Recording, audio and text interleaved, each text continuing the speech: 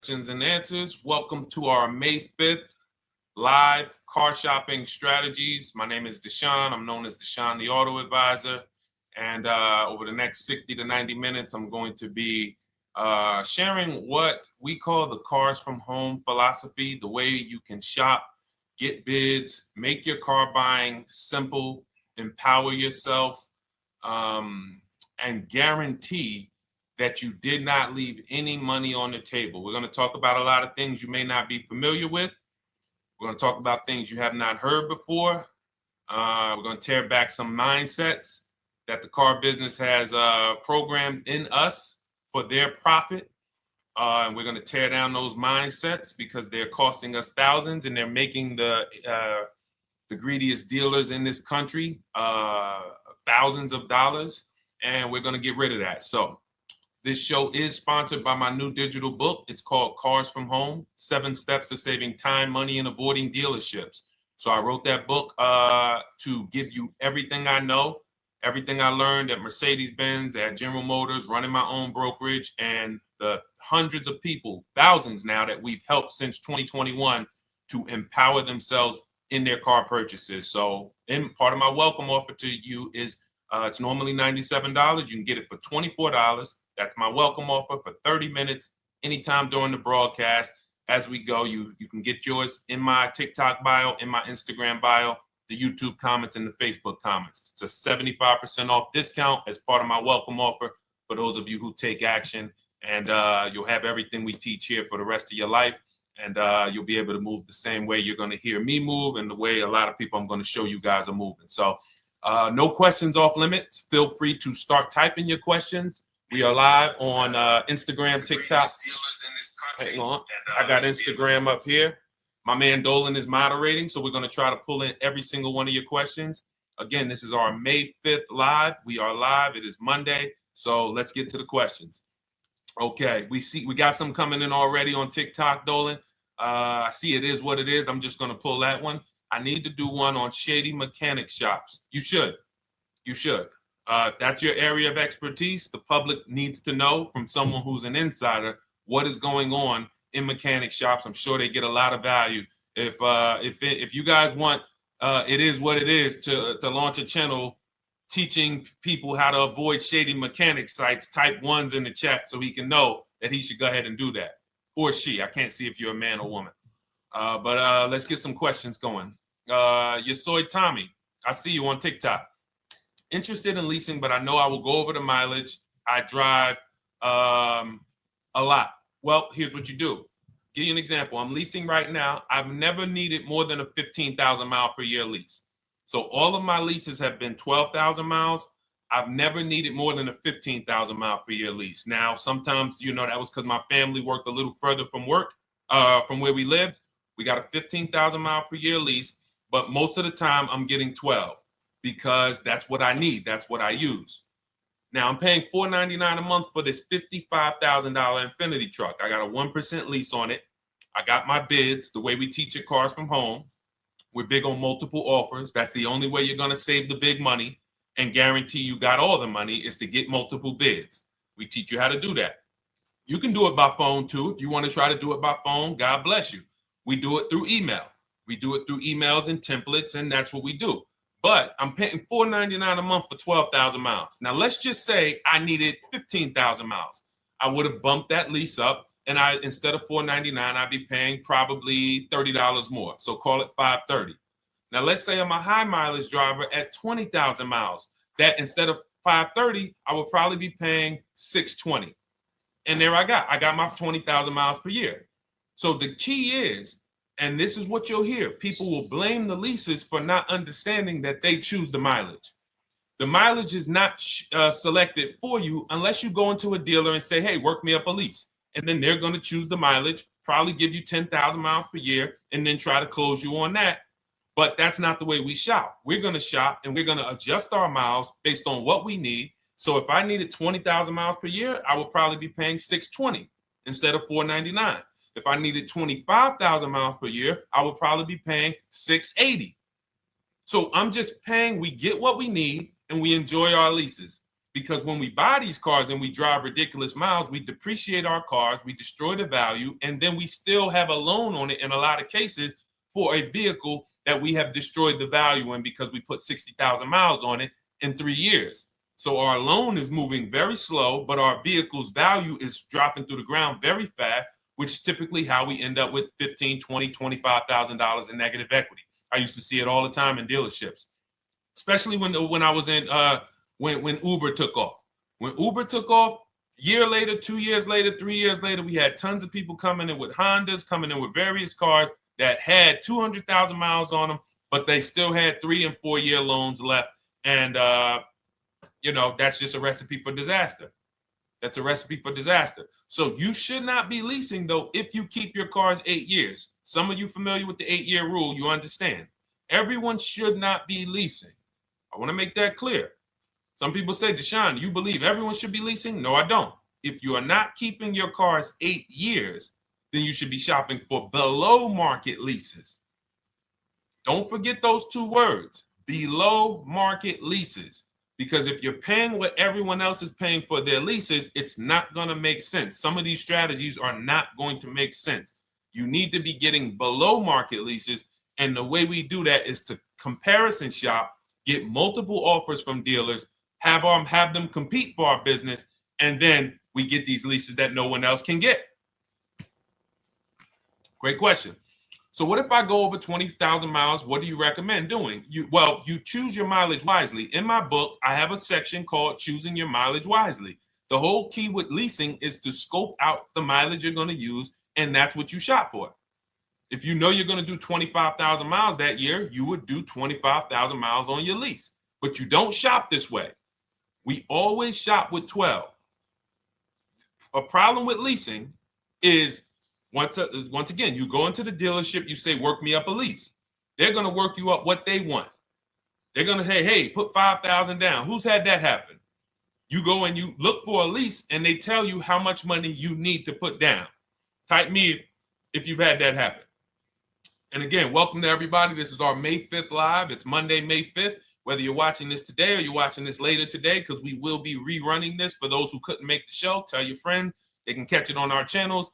But this is our live show. We're live every single Monday through Thursday at 12 noon.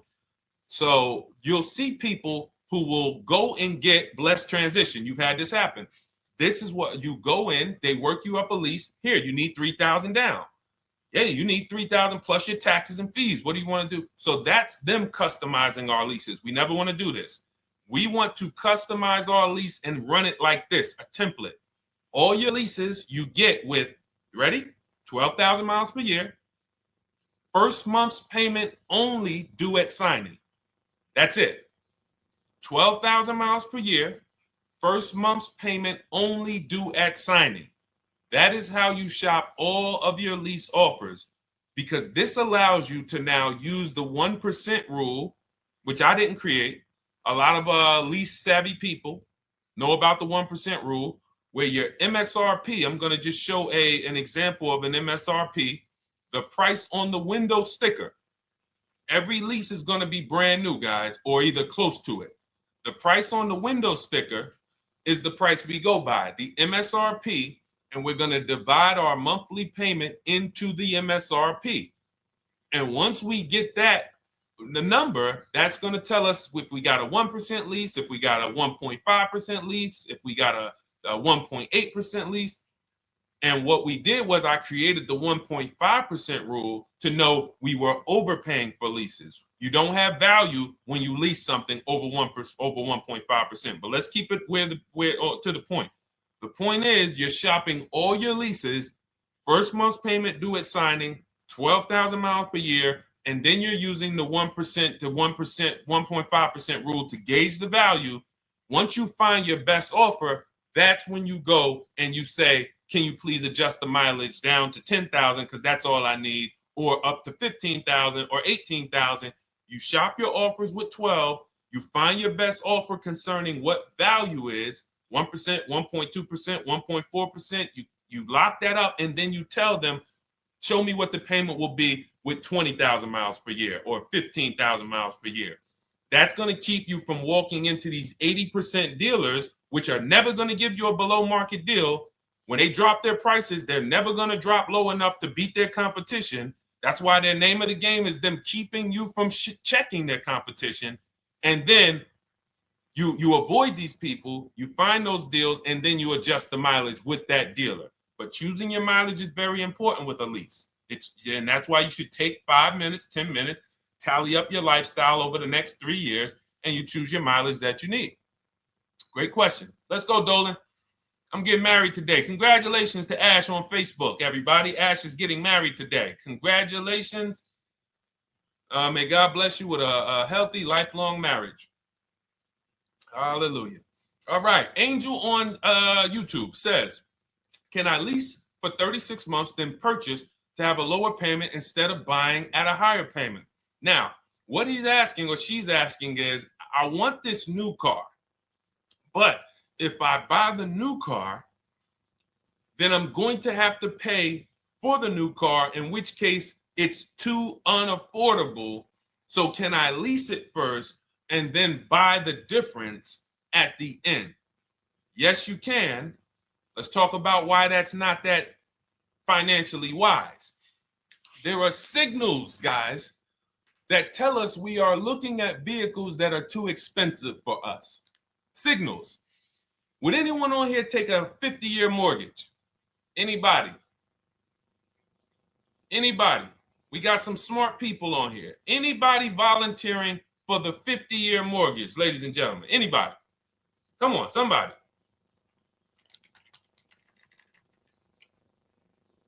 No, why not? Why not? Why is everybody saying no to the 50-year mortgage?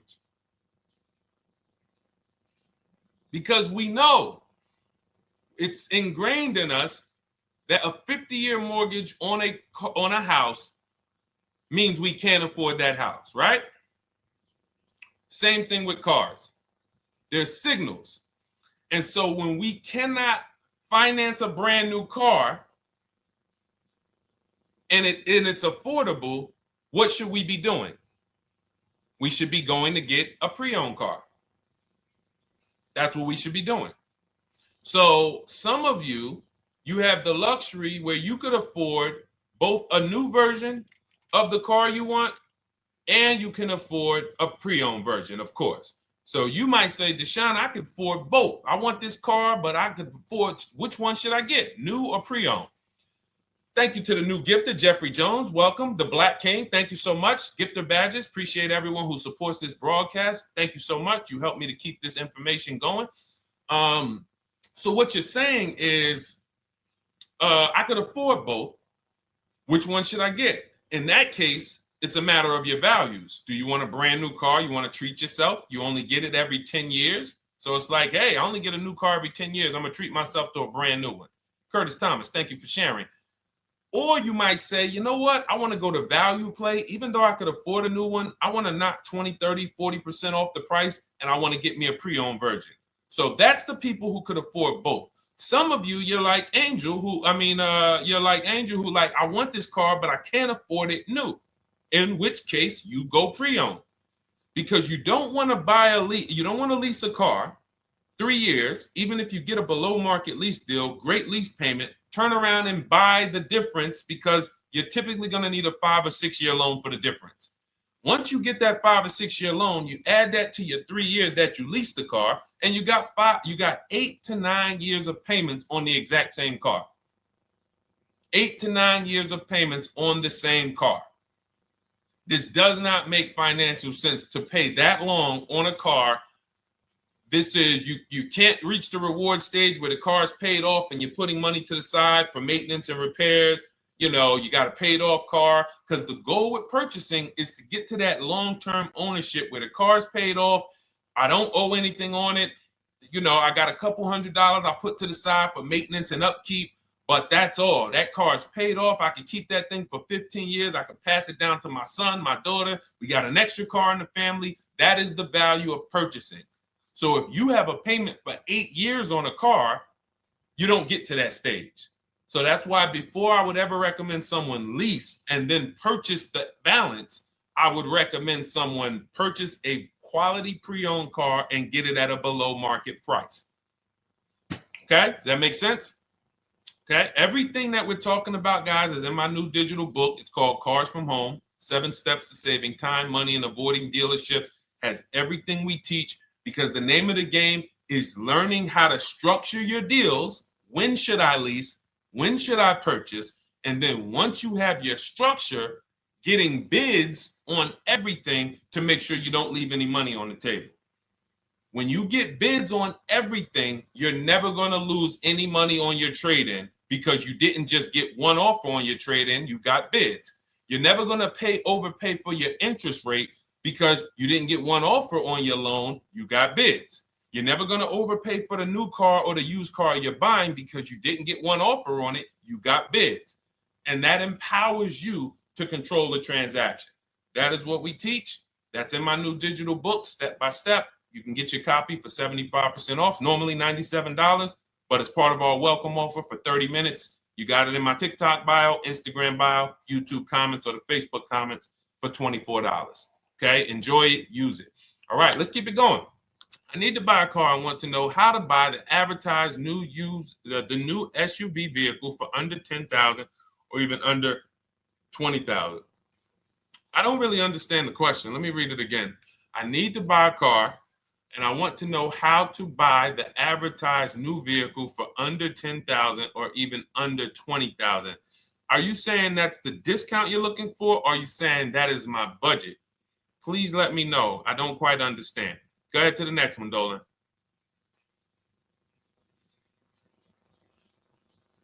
All right. If the Carfax report only has service maintenance, is it okay to purchase? Okay, so all right, this is a great question, guys. This is about used cars. Who's going to be shopping for a used car in the next year? Type the letter U. Type the letter U if you're going to be shopping for a used car in the next year. And for those who just joined, this is our Monday, May 5th, live car shopping strategies. So we are live every Monday through Thursday at 12.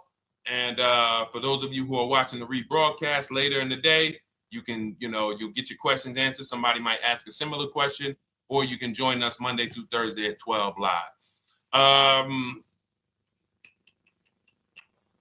Yes, so we got a lot of people who are going to be shopping for a used car. We got Buffy on Instagram, Fran Bar. Who else? A lot of people not buying? Okay. Instagram, the only people buying used cars? Okay, well, let's talk to you guys. Listen, so here's when you're looking at a used car, what you're focused on is first the service record. First the title history. What is the title history? That means, is it a salvage car? Is it a frame damage car? Is it a now, well, let's start first. Where do we find these cars? Let's start there. We're not going to lots. We're not stumbling onto people's lots. That's what they want. We do not want to go through our neighborhoods looking for used cars. Anybody who does not have a used car on a website, they're trying to take advantage of you, because that is unadvertised, that they don't want to be where the competition is. That is not the way we're going to move. And for years, it was like that. You drive past a dealership on the weekend, you see hey, oh, look, they got this nice yellow car, a nice big red car outside, and you just pull right in. That's 2005 stuff. Now, every used car, we need to be able to compare it to the whole market, which means we need to see it on a website, on a marketplace. So we're opening up, this is called my multiple marketplace strategy. We are opening up, and some of you are going to need a pen if you're going to really, or unless you're going to watch the rebroadcast, because I'm running stuff past you that, you're trying to buy a $30,000, $50,000, $100,000 car. We're not talking about how you're going to get a couple things from Amazon and, set up a little home studio for $2,000. We're talking about the second most expensive purchase most of you are going to make. So it's understand that you're going to need to focus in order to get the most out of what we're talking about. So we're going to go to the marketplaces. The marketplaces are Carvana. They sell their own inventory. CarMax, they sell their own used car inventory. Driveway, they sell their own used car inventory. We're going to go to now dealerships. AutoNation, they sell other people's, they sell their own. They buy and they relist it on their website. But then you have Car Gurus, you have Carfax, you have Kelly's Blue Book, no, not Kelly's Blue Book. You have Auto Trader, Car Gurus. So we're going to all these marketplaces, we open them right up in one tab. So now what we're doing is we're putting in our criteria, and what we want to do, we want to go 100 miles out. Even if you're not willing to drive 100 miles out, you want to see what the whole market looks like within 100 miles. So now, if you know what you can afford, then you can put in your price criteria. I have a tool that I created. It's called the Perfect Budget Calculator. Some people who have my book, you've used it, where you put in your down payment preferred, you put in your interest rate, you put in any equity from your old car, and it tells you, because what you tend to miss is the fees. That's what you tend to miss. So if you're not using this calculator that we created, you want to add another $2,000 or so, because you got to factor in the fees in that budget. Some of you go out and say, man, I think I could afford $30,000. Then when you find your car, they bump you up to $33,000 because you didn't factor in the taxes and fees. So this calculator does it for you in my book, and everything we use the Perfect Budget Calculator. But if you're not using it, just estimate another, a little higher. Now you put all of that into the marketplaces. Now you're looking for what the inventory is. Now, here's the reason why you must open up all these marketplaces. First reason, they have different cars on them. Carvana and CarMax has different cars than Car Gurus, Cars.com, Auto Trader. There's different cars on them. Another reason we need to open it up is because sometimes you'll see one car here on Car Gurus for $31,000, and then you'll see that on Auto Trader they marked it down $2,000. It's $29,000. And you're like, wait, why the heck is it lower? This is the same car. Well, it could be because this marketplace got the notification first to lower the price, and maybe this one takes a little longer to see that, oh, maybe that takes 24 hours before their updates take effect. So that's why you want to open up all these marketplaces. Now you're narrowing this down first based on your color choices, what options you want, your models, and now we're starting to narrow this thing down. So we're narrowing it down. Now we start to look at the history of these cars. This is the best way to start narrowing down your used car search. Let's now dive into the history. I need the Carfax. Now, some of these websites will give you a free Carfax. Some of them will try to make you buy a Carfax. Now, I'm going to give you one of the secret strategies that we've been using for years in my book, and I'll tell you it right now. It is how we get free Carfaxes, because when we get to most vehicles, you guys, for those of you who are just meeting me, I worked in Mercedes-Benz for 5 years and General Motors for 5 years, and I ran my own brokerage. I started it in 2016, and I ran that while I worked at the car dealership. So I have a lot of experience and have seen a lot, and that's why I'm able to teach these things. I also love numbers. But one of the things that I know is almost every dealership has a contract with Carfax. So every dealership, we pay Carfax already. So what we're able to do is when we list our inventory on our websites, we're able to list the Carfax with it. We're able to provide that free of charge. But when we pay Auto Trader or Cars.com or Car Gurus, we are not able to actually push our Carfax to that marketplace. But if you come to our website and you find the vehicle on our website, most times you will find the Carfax for free. That is what we have been doing for years. So that now we have the Carfax, because the Carfax is the only way we can see those service records right now, because we've already narrowed it down based on, first thing we're doing is we're looking at title history, frame damage, salvage title, rebuilt title, total loss. That's the type of vehicle. The next thing we're doing to narrow it down, which is where many of you get in trouble, is you're looking at the service records. Skipping service records, buying used cars without seeing service records is disaster. The biggest indicator on if a vehicle was taken care of is what is on those service records. And if you can't see those service records, then I would not buy the car. Somebody say, oh, I'm changing the oil myself. If you don't have proof that you have changed the oil yourself, I cannot see it. I cannot see that you have maintenance this car, and that's a turnoff for me. Because now when you drive that car a year later, 2 years later, things start happening. You have no one to blame but yourself.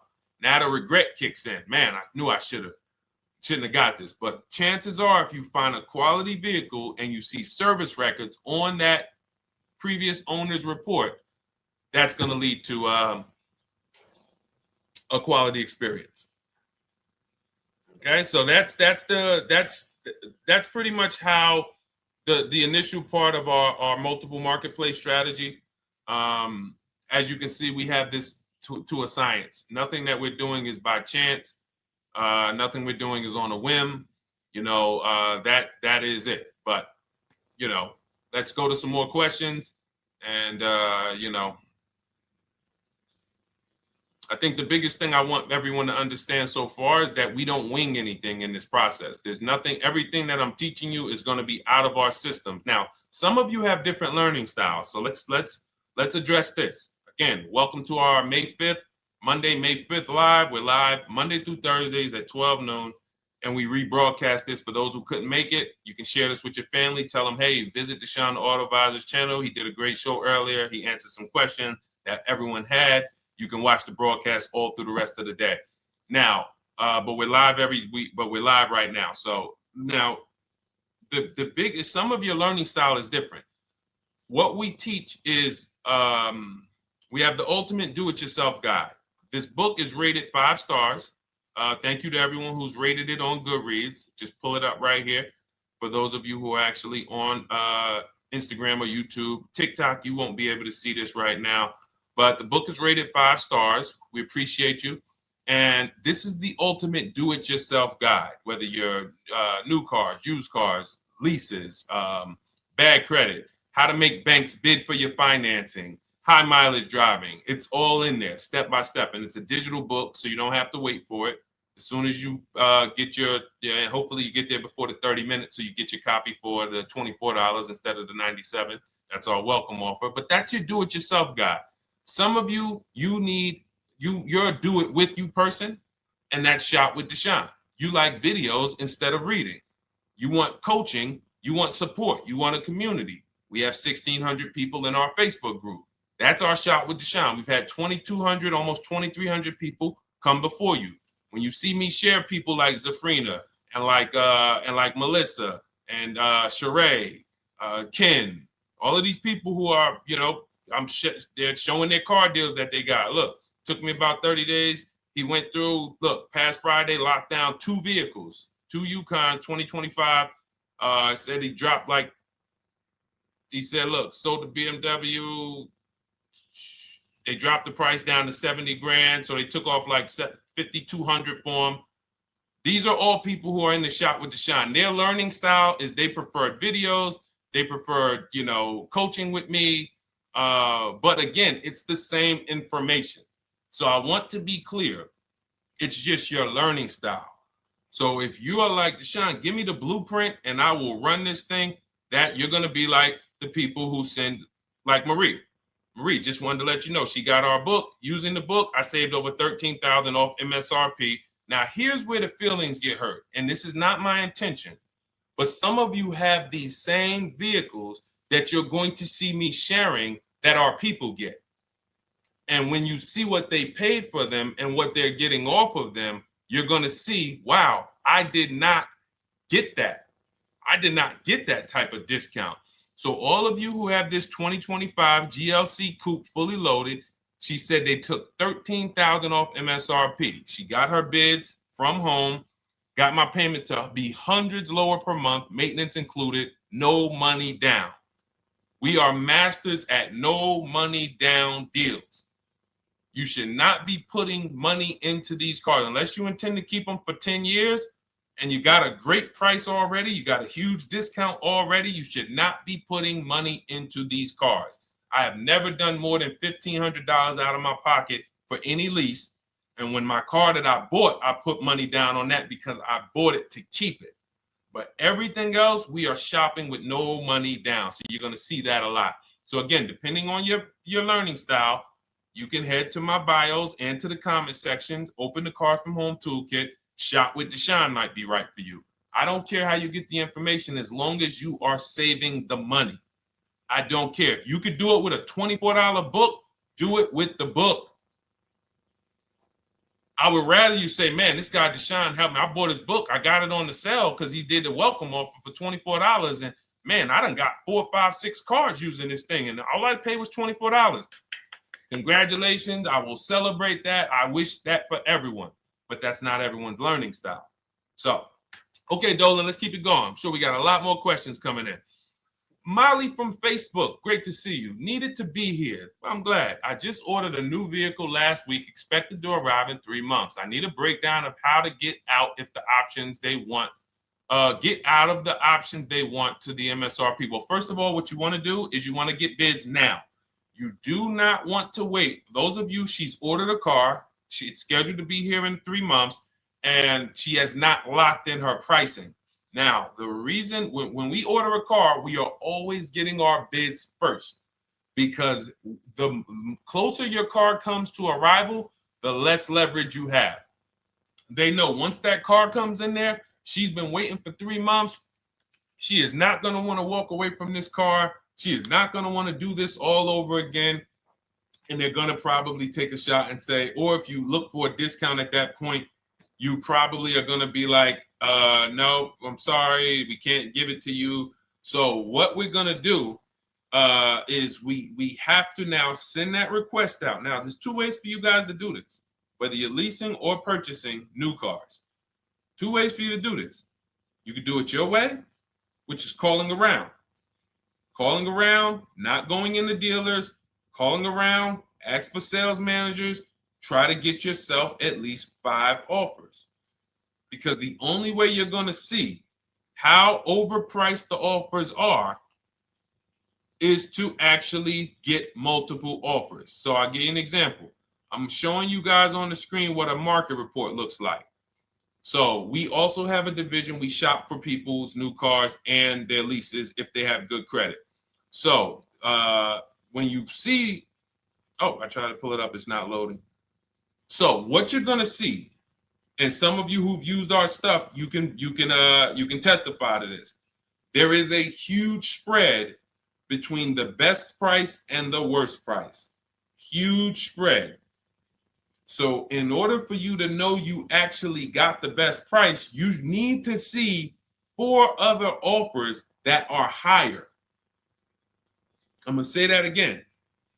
Thank you to all the gifters on TikTok. Thank you, Jeffrey Jones. Appreciate it.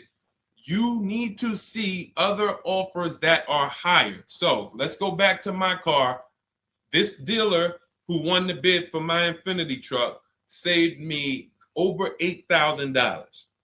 Now, he said to me when I was making the deal with him, he said he knew that I was not going to find a better offer because he had used a special coupon he had to apply towards the deal. He needed the deal that month, and that's why he won the bid. So he's able to take off $8,000. If I was purchasing, I would have got $8,000 off the price. But I leased it, so my lease payment was $499 a month with $1,270 down total. And $1,270, $499 of that was my first payment. So every other offer that I got, $560, $605, $640, $700, $750. That's how you know you did it right. If you don't have a bunch of the 80%, we call them. This is the 80%. Some of you have heard me say we don't negotiate with dealers with fake fees. It's a losing battle because even when they take off all the fees, they're still super high. I'm going back and forth by email. So if you're using what we teach, you're taking minutes out of your day. You're going back and forth with email. We close deals in 60 to 90 minutes. I'm not inviting anyone to car college. 60 to 90 minutes of emails back and forth. Next thing you know, we're closing a deal. But you're going to see, even after back and forth and telling the dealers through email, you can do it by phone. Hey, I'm shopping other dealers. Please make me your best offer. I have all the templates written. So when you're using our stuff, you don't even have to wonder what you're going to say. You just copy and paste our template. But even after that, you're going to see, wait, these people are still giving me super high prices, even though I told them I'm shopping, even though I told them I'm serious, I could buy the car right now, even though I gave them every single thing I need to give them to get an offer, they're still $150 a month higher than my best offer. That's going to prove to you that they are the 80%. They are not coming down. When they say this is our best deal to their customers walking inside, they're not lying. It is their best deal. It is not the best deal. It is their best deal. Their competition's best deal will blow their best deal away. And the only way you do that is by getting bids. So that's what you need to do, Molly. Take exactly what you're looking for. If you want to call around, call some sales managers and say, hey, listen, this is what I'm looking for. I put in an order, but I'm not dead set on the price yet. Haven't really gotten, I want someone to lock in a price for me.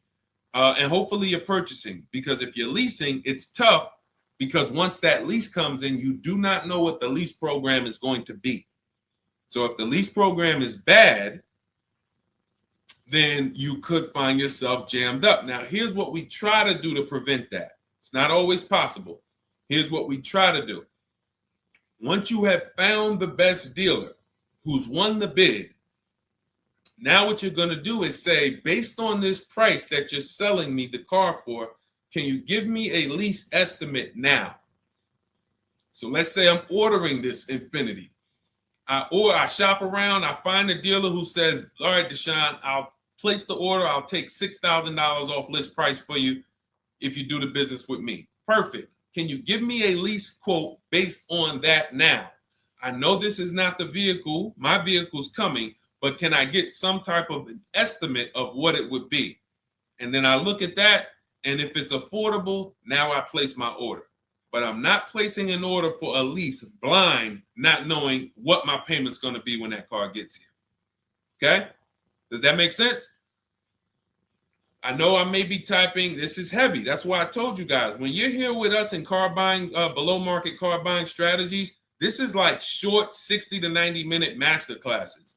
This is not lives where I'm showing you how to make macaroni and cheese and turkey and like, okay, yeah, you got your music playing in the background. Hey, listen, all right, what I need? Oh, hand me the Sazon. No, you could do multiple things. This is heavy finance talk for 60 to 90 minutes, and it will change your life. And I just saw my girl, Lisa. Lisa, good to see you. Lisa's been, she's been learning from us and rocking with Cars from Home.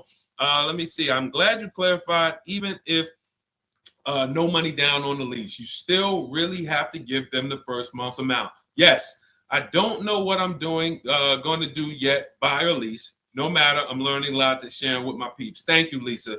Thank you. Now, technically, you don't have to give them the first month's payment either. What I do is our templates all involve shopping, first month payment due at signing. But if I wanted to, so let's say, for example, on this $499 a month lease I got on the Infiniti, and I'll actually will add this because I'm glad you said that.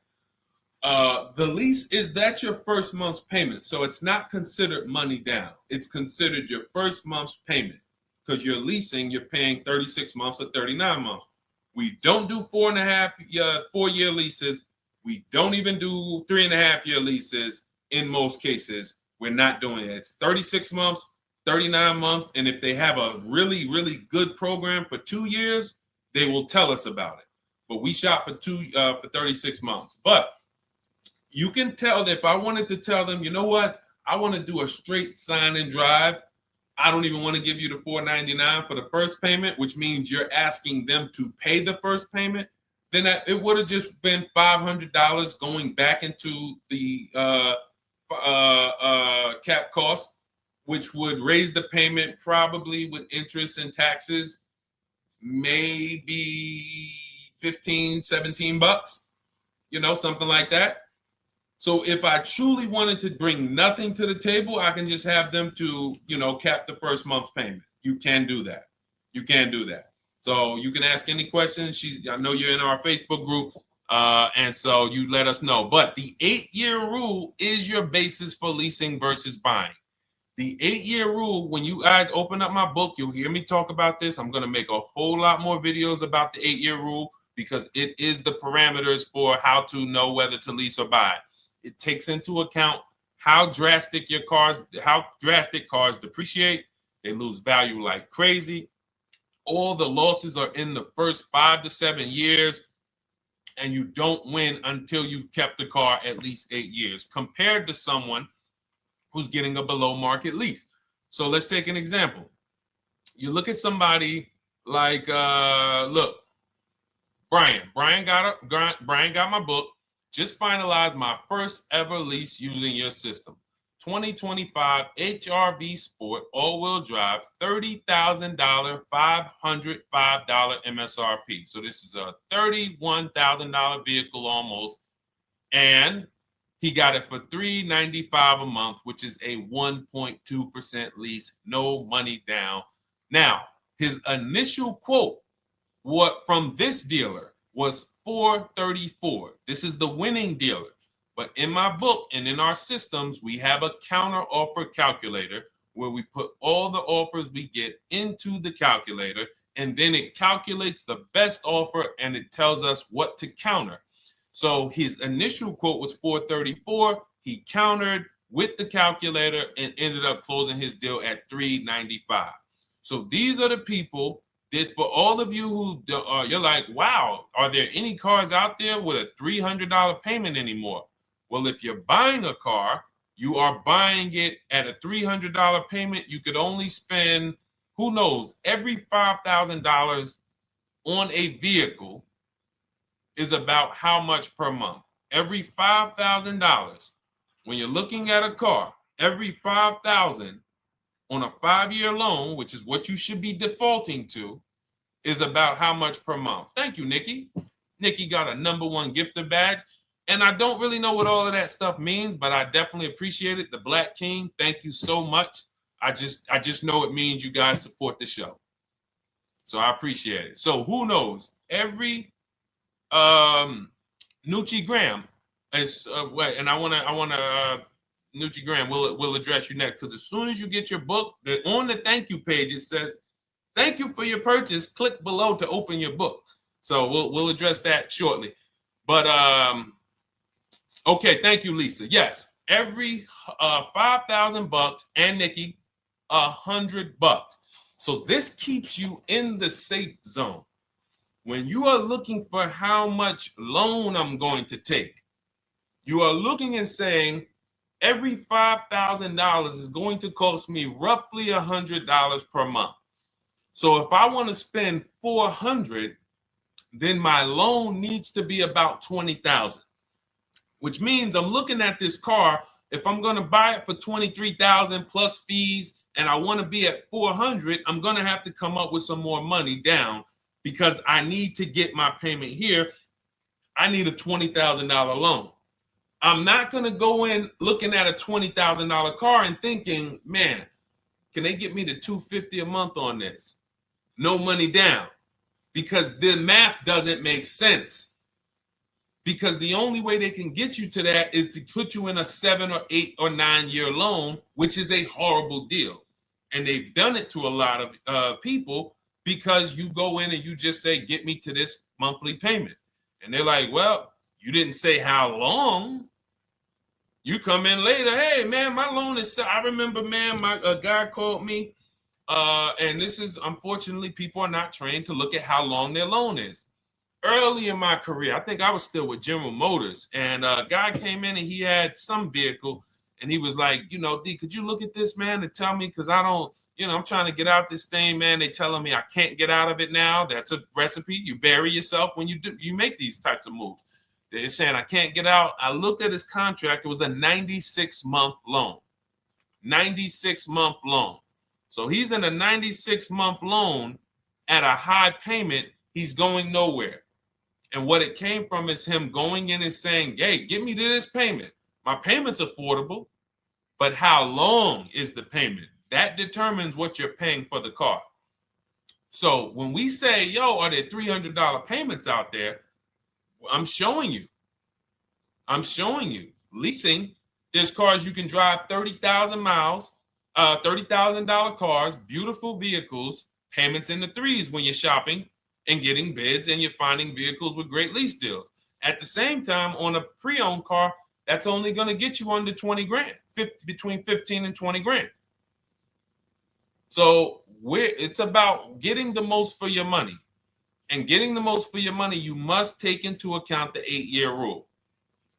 If I'm not keeping a car 8 years, I should be shopping for a below market lease. I'm not tying up any of my money in this car because I'm not keeping it long enough to have all of that money benefit me. Does that make sense? Type ones if that makes sense. Type dollar signs if that makes sense, because this is about money. If I'm not keeping the car 8 years, then all the money I'm going to tie up in the car to pay for it, to pay off the loan, to do the maintenance, to change the tires, to change the brakes, to change the oil, to change the brake fluid, the transmission, all of the money I'm putting in that car, just normal maintenance. I didn't say anything broke. Normal maintenance over 7 years. I'm not going to keep the car long enough to have that make sense. Whereas had I leased, I'm just below market leases. I'm just literally paying cents on the dollar, changing my oil. Most of the times I'm out the car before I need brakes, unless some of you are driving 15,000 mile a year leases, and then sometimes you will replace the brake, but it still does not compare to the cost of purchasing. And you know, throughout the show, I'm gonna show a lot more lease deals and a lot more discounts. But the reason why I show you guys the lease deals is because the money doesn't lie. Unless you're just hell bent on paying more, the money does not lie. You can't compare when I was, you know, I'm driving $40,000 cars, my payments have a 3 in front of them, and my friends are driving $20,000 cars and their payments have a 3 in front of them. And those cars are used, need maintenance, you know, warranties done ran out after 4 years. I'm over here driving brand new cars, problem free, and they're paying the same amount or more than me, and they're driving inferior products. And then once they really get tired of the car, they go ahead and they trade it in and they start the process all over again. So it's bad financial advice that the car business never trained on, and they just love for people to be ignorant. But we're not going to be ignorant here. All right, Dolan, let's keep it going. By the way, all of you who just joined, this is our Monday, May 5th live. We are live every Monday through Thursday at noon. So for those of you who may be watching the rebroadcast, we rebroadcast the show all through the day. So for those who missed the show, you can either, you know, or some of you want to tell your friends, oh, hey, you're shopping for a car, go watch this show. And we'll rebroadcast this show all through the day. And we rebroadcast all the episodes through the weekend. So for those of you who didn't have time, you're like, man, I want to catch up on all the shows, all the questions that were asked. We'll rebroadcast those through the weekend. But we are live every Monday through Thursday between 12 and usually 1:30. You can have your friends and family tap in. You can bring your questions, and we try to get to as many as we can. All right, Dolan, let's keep it moving. Let's get to some more. What are the companies for loans? Well, there's a lot of them. First thing you want to do is, so we teach something called the bank bidding war. This is a question, because here's my question to you guys. Where do you get your car loans from? Here's my question to you. And I'm going to tell you how we should change the answer, because I know what some of your answers are going to be. Where do you get your car loan from? Some of you are going to say my bank. Some of you are going to say the credit union. Some of you are going to say the dealership. But all of those are not the answers we want to go with anymore. Here's the answer. You got it, Nikki. I love Nikki. Whoever gives me the best rate. That is going to be the answer moving forward. If you're using what we're teaching, that's your answer. Whoever gives me the best rate. What, in other words, whoever wins the bid. So what we're doing is we are not just going to our credit union and having them run our credit, give us a rate, and now we going out and we're shopping with a check in hand and we're shopping with our back against the wall because the bank says, well, hey, you know, your pre-approval expires May 17th, so you hurry up and find a car or you're going to have to come back and run your credit again. Now we're over here and our bank is putting our back against the wall. That's ridiculous. So what we do is we use what you should do is you should look at the average interest rate. If you have average credit, look at the average interest rate, and then you use that to budget. Again, I have a calculator that we invented. It's a proprietary calculator. You can't find it on Google. It's in my book. It's in our course, Shop with Deshone, in our checklist, our video checklist. This is stuff that, again, we don't, if you notice stuff that I teach, it's not anywhere. Deshone, why can't I find an 8-year rule on YouTube? It's because it's Cars from Home. We created it. I can't find the 1.5% rule. No one else teaches that because it's our intellectual property. We created it. I don't mind people saying it, but they need to understand we didn't find this stuff. We created the stuff. So calculators, we invented them.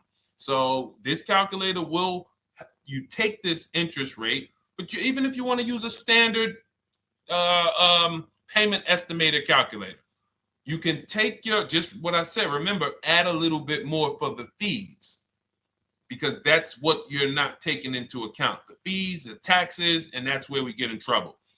My calculator, our perfect budget calculator, does that for you. So now you want to look at the average interest rate. Type in average rates for cars. Use that for your budget, just so you can know about how much car I can go and get.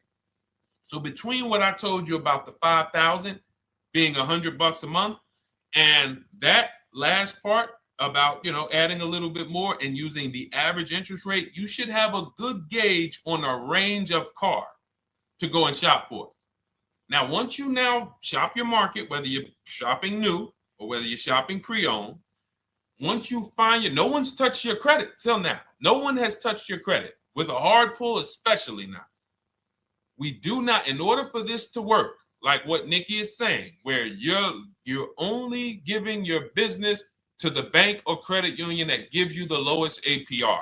In order for this to work and for you to be able to shop freely, no pressure, you need to make sure you don't let anyone run your credit with a hard pull before you find your best deal on a car.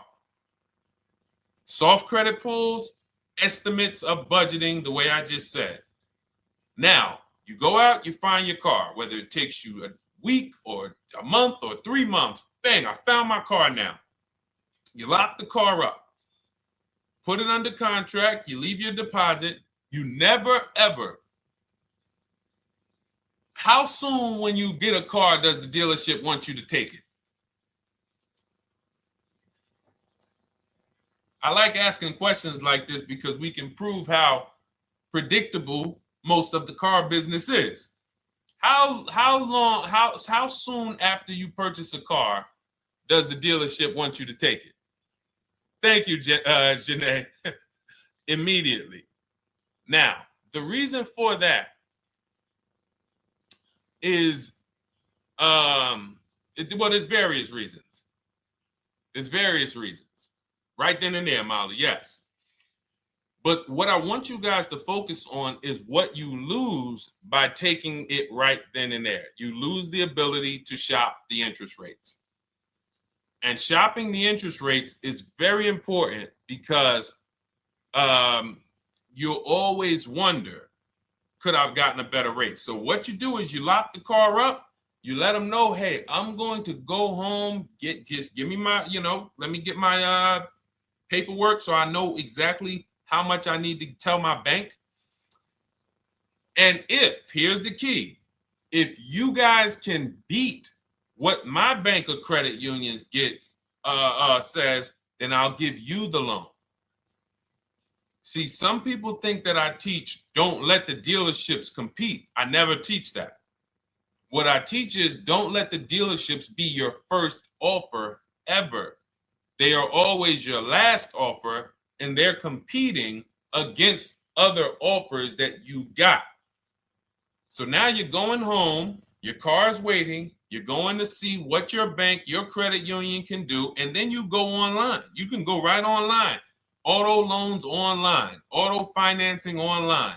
Let all of these banks and credit unions access your credit now with the hard pull, because there is an article that Experian did, and you can find it on almost any credit bureau, wrote an article on rate shopping.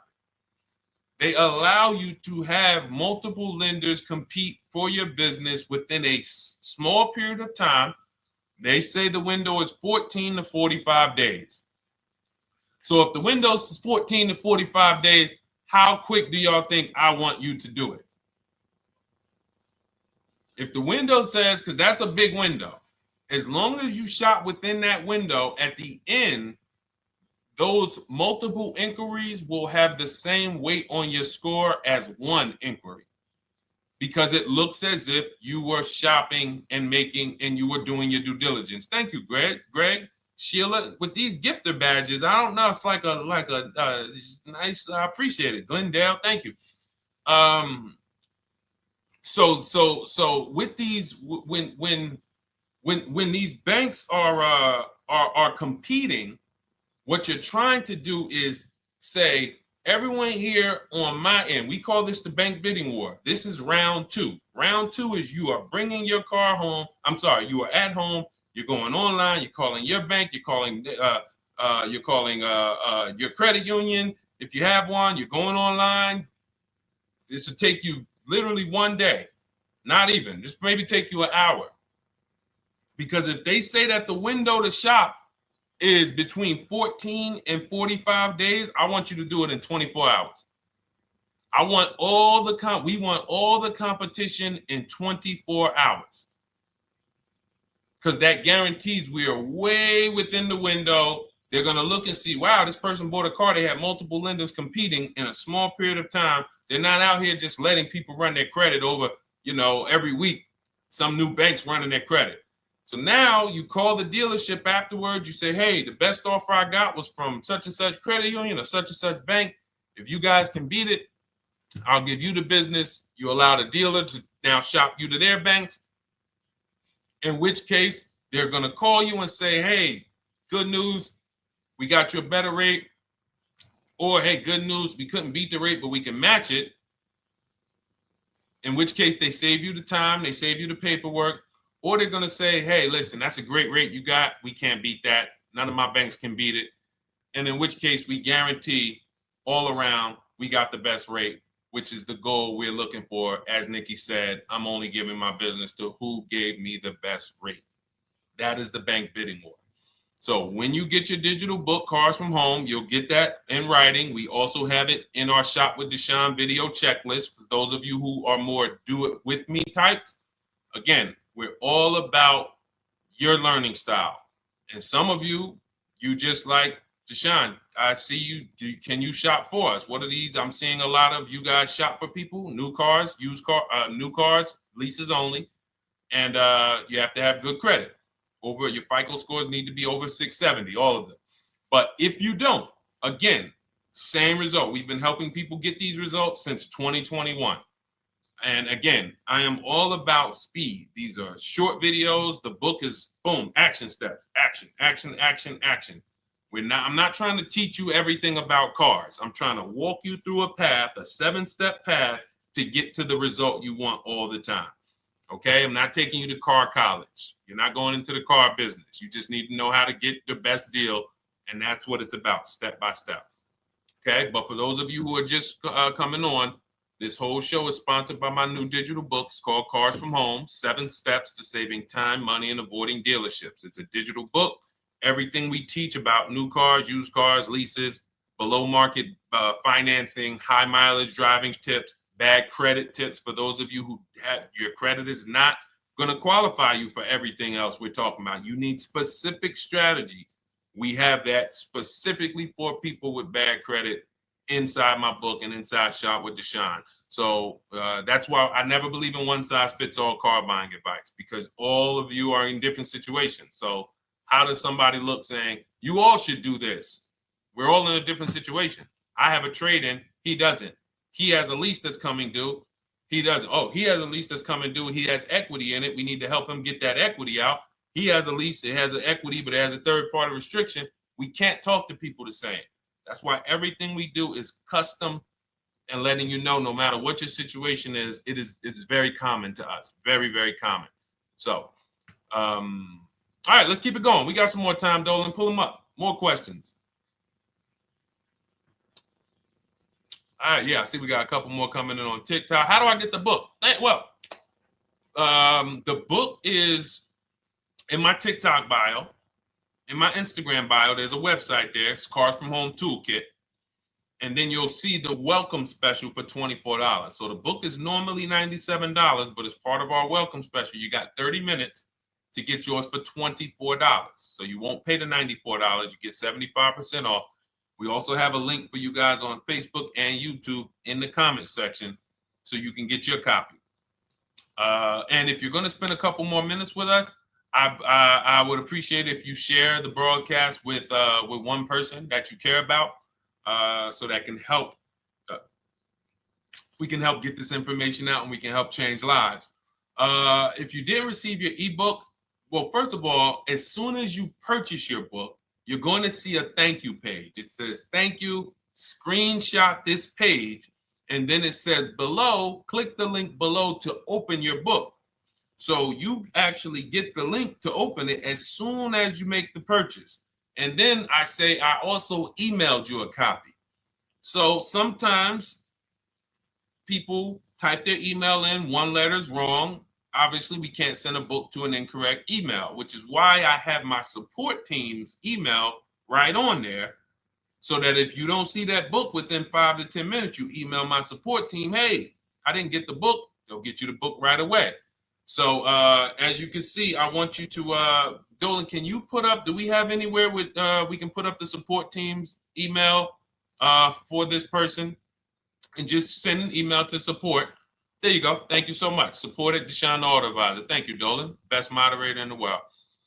All right, so shoot them an email. Just let them know. Give them your first and last name, and they'll check the record, make sure that we have a purchase from you, and they'll send you your book right away so you can dig right into it. Okay? All right, let's keep it. We work with clients all around the country. What I'll start doing, I wanted to bring some on here today, but I can't load them up. The system is showing an error. So I got a lot of people. I always bring tests. I always like to show results. So, you know, I'm a results person. So you'll see a lot of people that I share. Brian, who has our book, and, you know, his lease, Marie with her $13,000 off. All of these people made deals from home. They were not in a dealership negotiating this. You got, look, Frank, I bought your book, used your system, and just closed my deal and have positive results to report.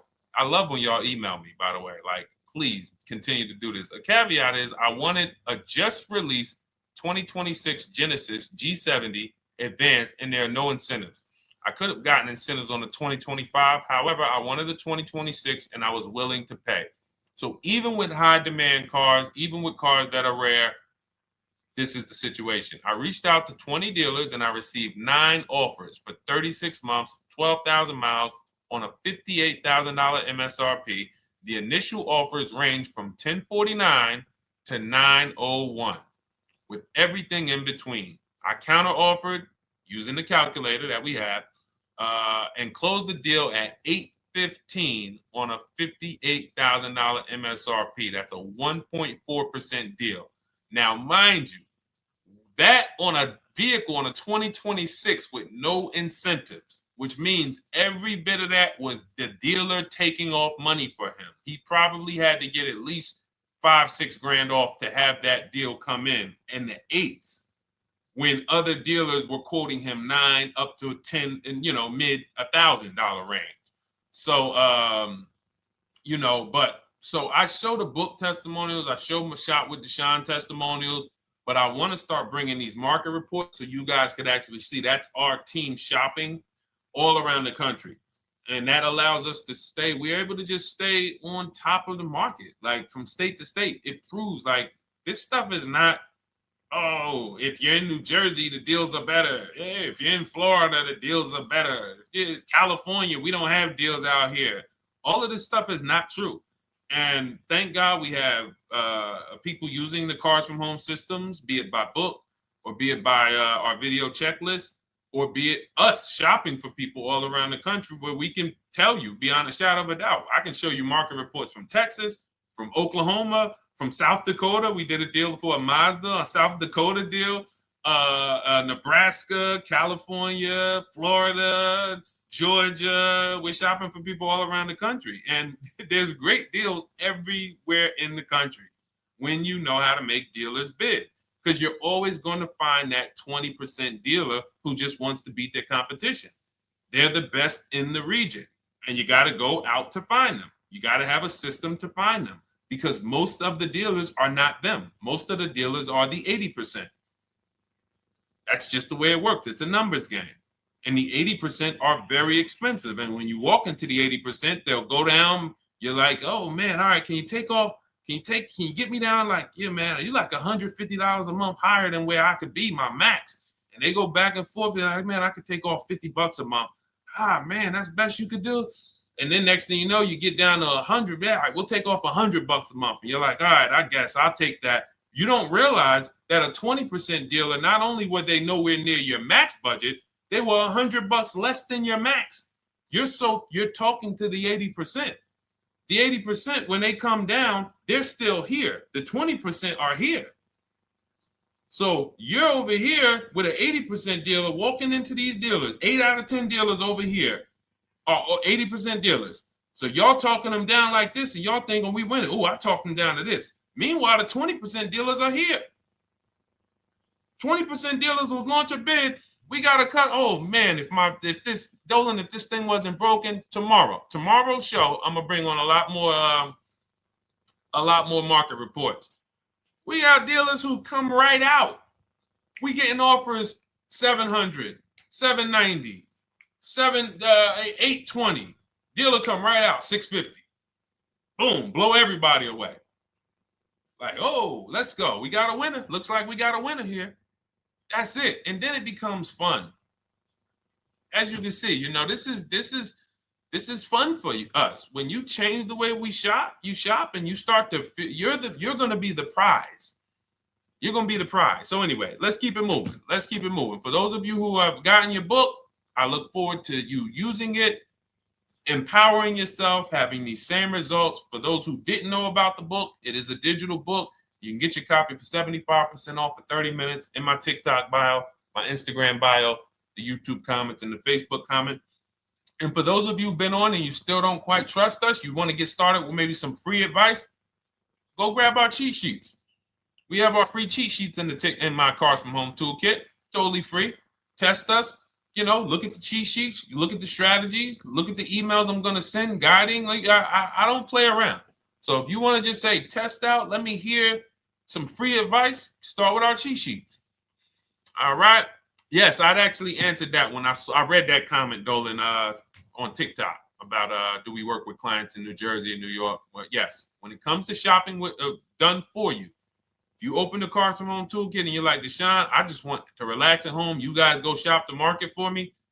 If you have good credit, FICO scores over 670, and you have and you're shopping for a new car or a lease, you can book a call with us and we can see if we can help you.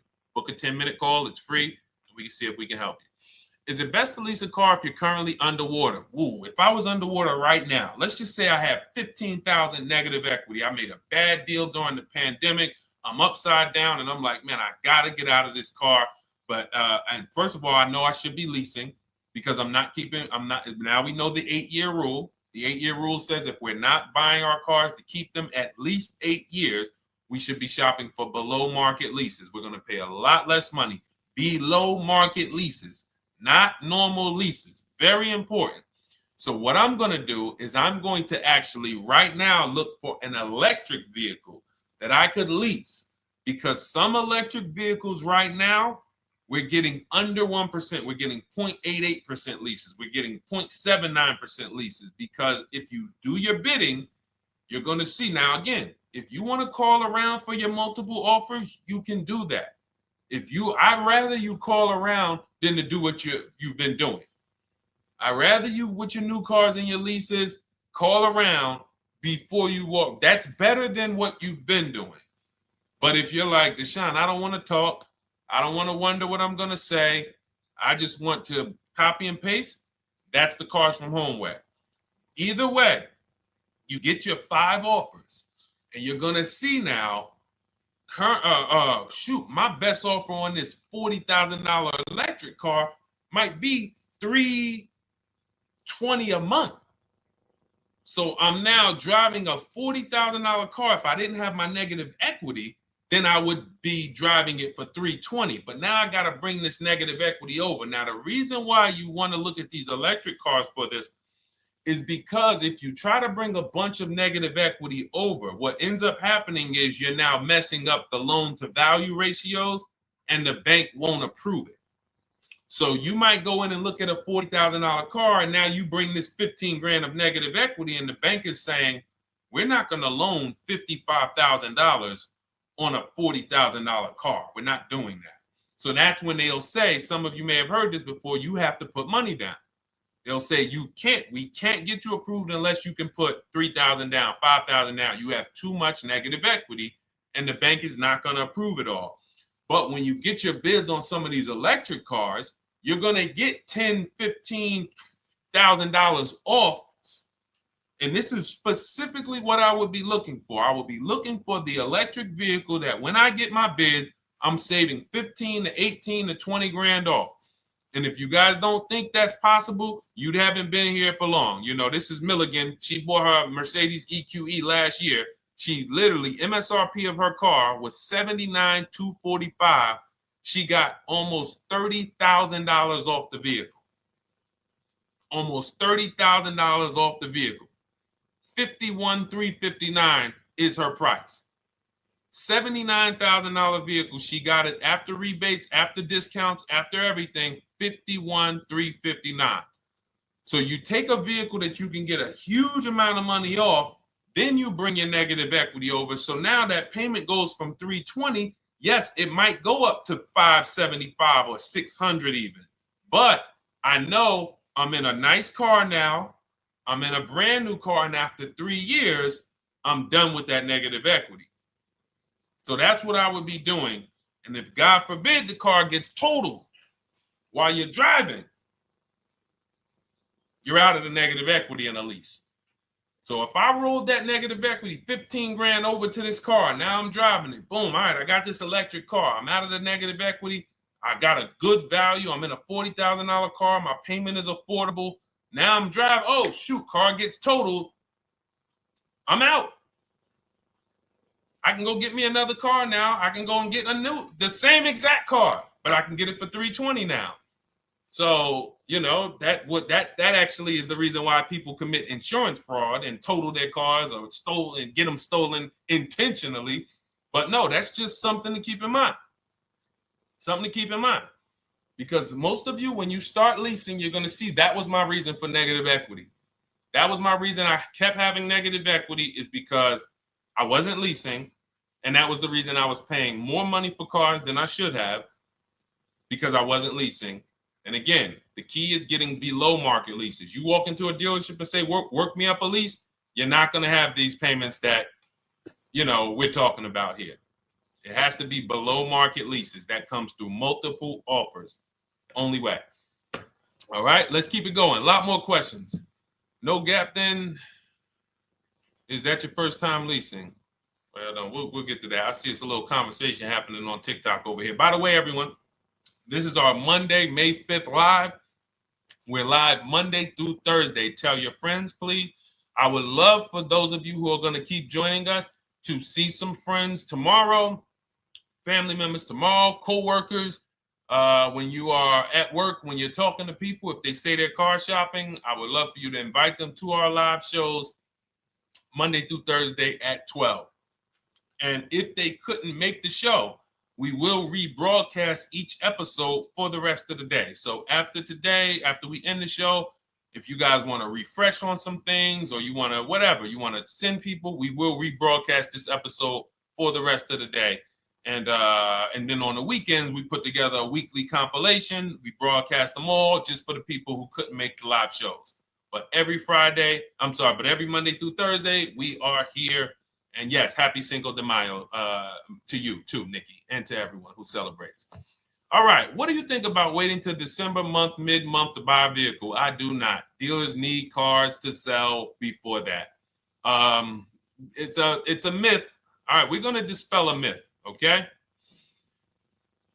When have we been taught that the best time to buy a car is? Thank you to everyone running up the likes on TikTok. We're at 3,400 likes. Every time you hear something you like, you double tap the screen. That makes a big difference. It sends a message to TikTok that we're doing something good over here. Okay, end of the month. Yes, sweet now. End of the month. So we're gonna peel, like I told you guys when we started the broadcast, right? We are gonna, yes, Molly, last day of the month, right? So this is what we have been taught. Last day of the month, come on in. That's where your deals are, right? Let's look at this logically. As a former car salesperson, the times where where I saw the dealer or myself being the most desperate was the times where we did not have a lot of customers. Sometimes you look up, it's the 10th of the month. They call us into a sales meeting. They say, hey, guys, we got to sell 200 new cars this month. We are only at 40. We are way behind. We are tracking way behind.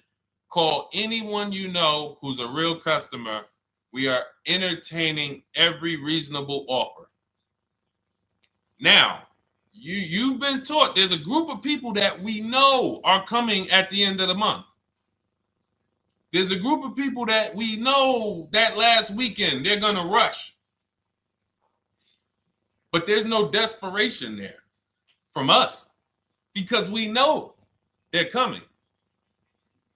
So we look and say, I'm much more desperate at various times throughout the month than I will be at the end of the month.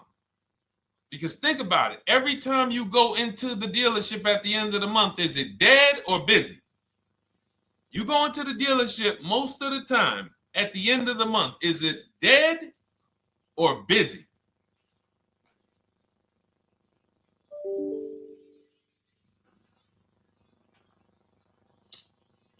Thank you.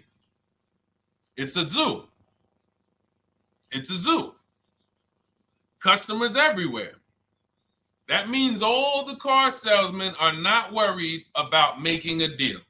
In fact, they're looking at you and saying, hey, Molly, thank you. Listen, I know you, look, I know the payment's $780 a month. I know you said you wanted to be at $499, but, we've been going back and forth. Can you work your way up, get closer to the $780? Because they know now we can take a shot.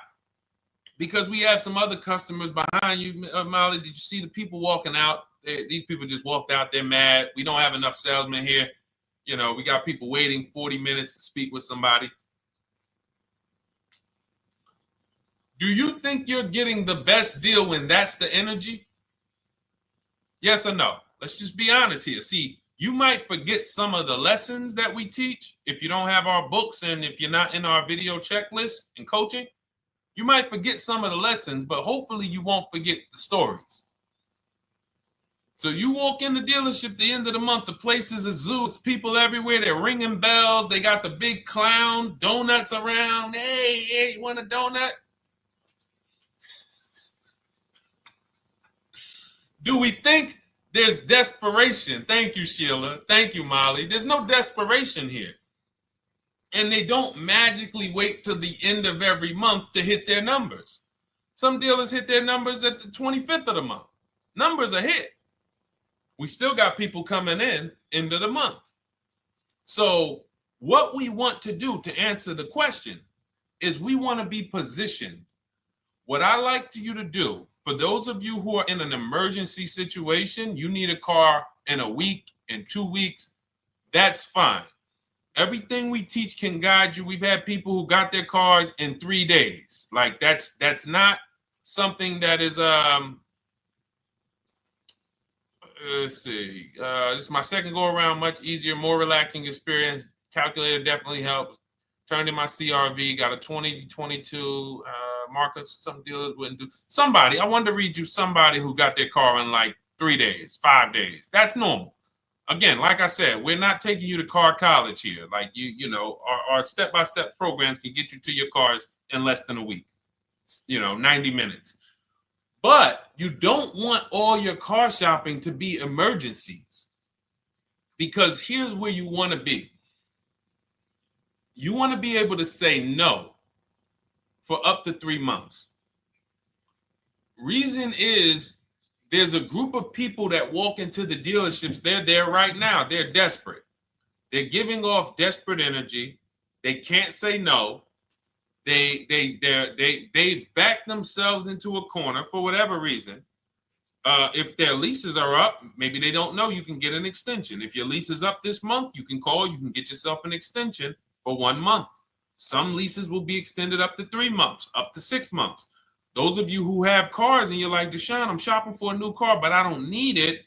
I just, my car still got some life to it, but, I want to look for something new. This is a position of power to be in. This is where you want to be. You want to be able to say to yourself, all right, let me look at the offers this month in May. All right, I'm going to follow up next month because the offers change. The used car market changes. The lease prices change. The dealer desperation, it changes. I'm not letting tariffs push me into doing something and making a bad deal. I'm not doing it.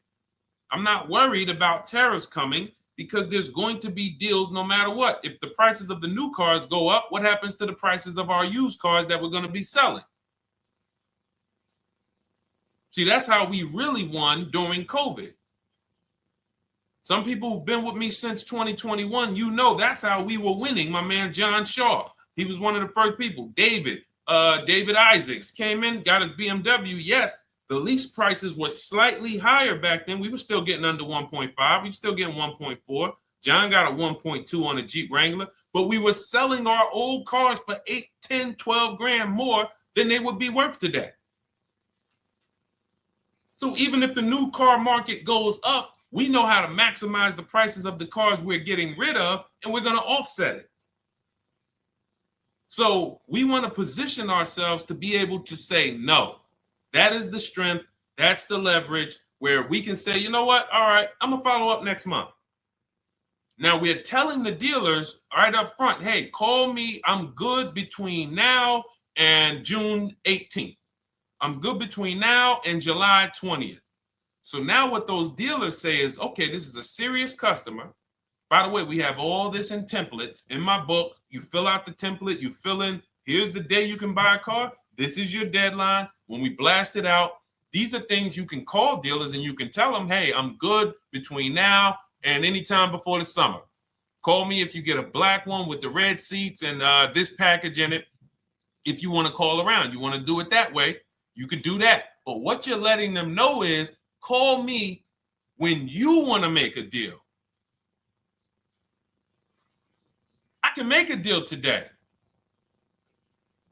Let me see the numbers today. Great. All right.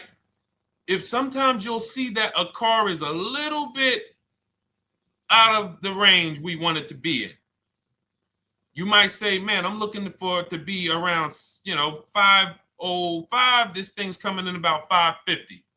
Okay, maybe I'll check next month, see if the program gets better. You might say, all right, dealers are saying to some of you shopping for cars that maybe every dealer is not going to have it. When you reach out to the dealers, only 5, 6 dealers have it. But they say, hey, I got something coming in May. I got something coming end of May, June. Is that good for you? See, they're desperate customers. They can't say yes to that because they back themselves into a corner. But you guys now operating with a 90-day shopping cycle. If a deal comes today, I'm jumping on it. But if you got something coming next month, I'm jumping on that. Call me when you're desperate. Call me when y'all have that meeting. Hey guys, we're way behind. Listen, we need a deal. I'll take any deal right now. Hey, is that person that Sheila McCauley, you know, that last month, her number, we couldn't make that deal last month. Did she get a call yet? Hey Sheila, did you get a call yet? No, I'm still waiting. Okay, great. We can get to your number now. Perfect. Thank you. Positioned. So we want you to be positioned when you use what we teach, whether it's the Cars from Home digital book, whether it's the Shop with Deshone. For those of you who are like, Deshone, let's do this together. I want the checklist videos. I want coaching. I want to be able to pop into the Facebook group, ask around. We can't give you that for $24. No author can give you the support. I got tons of books.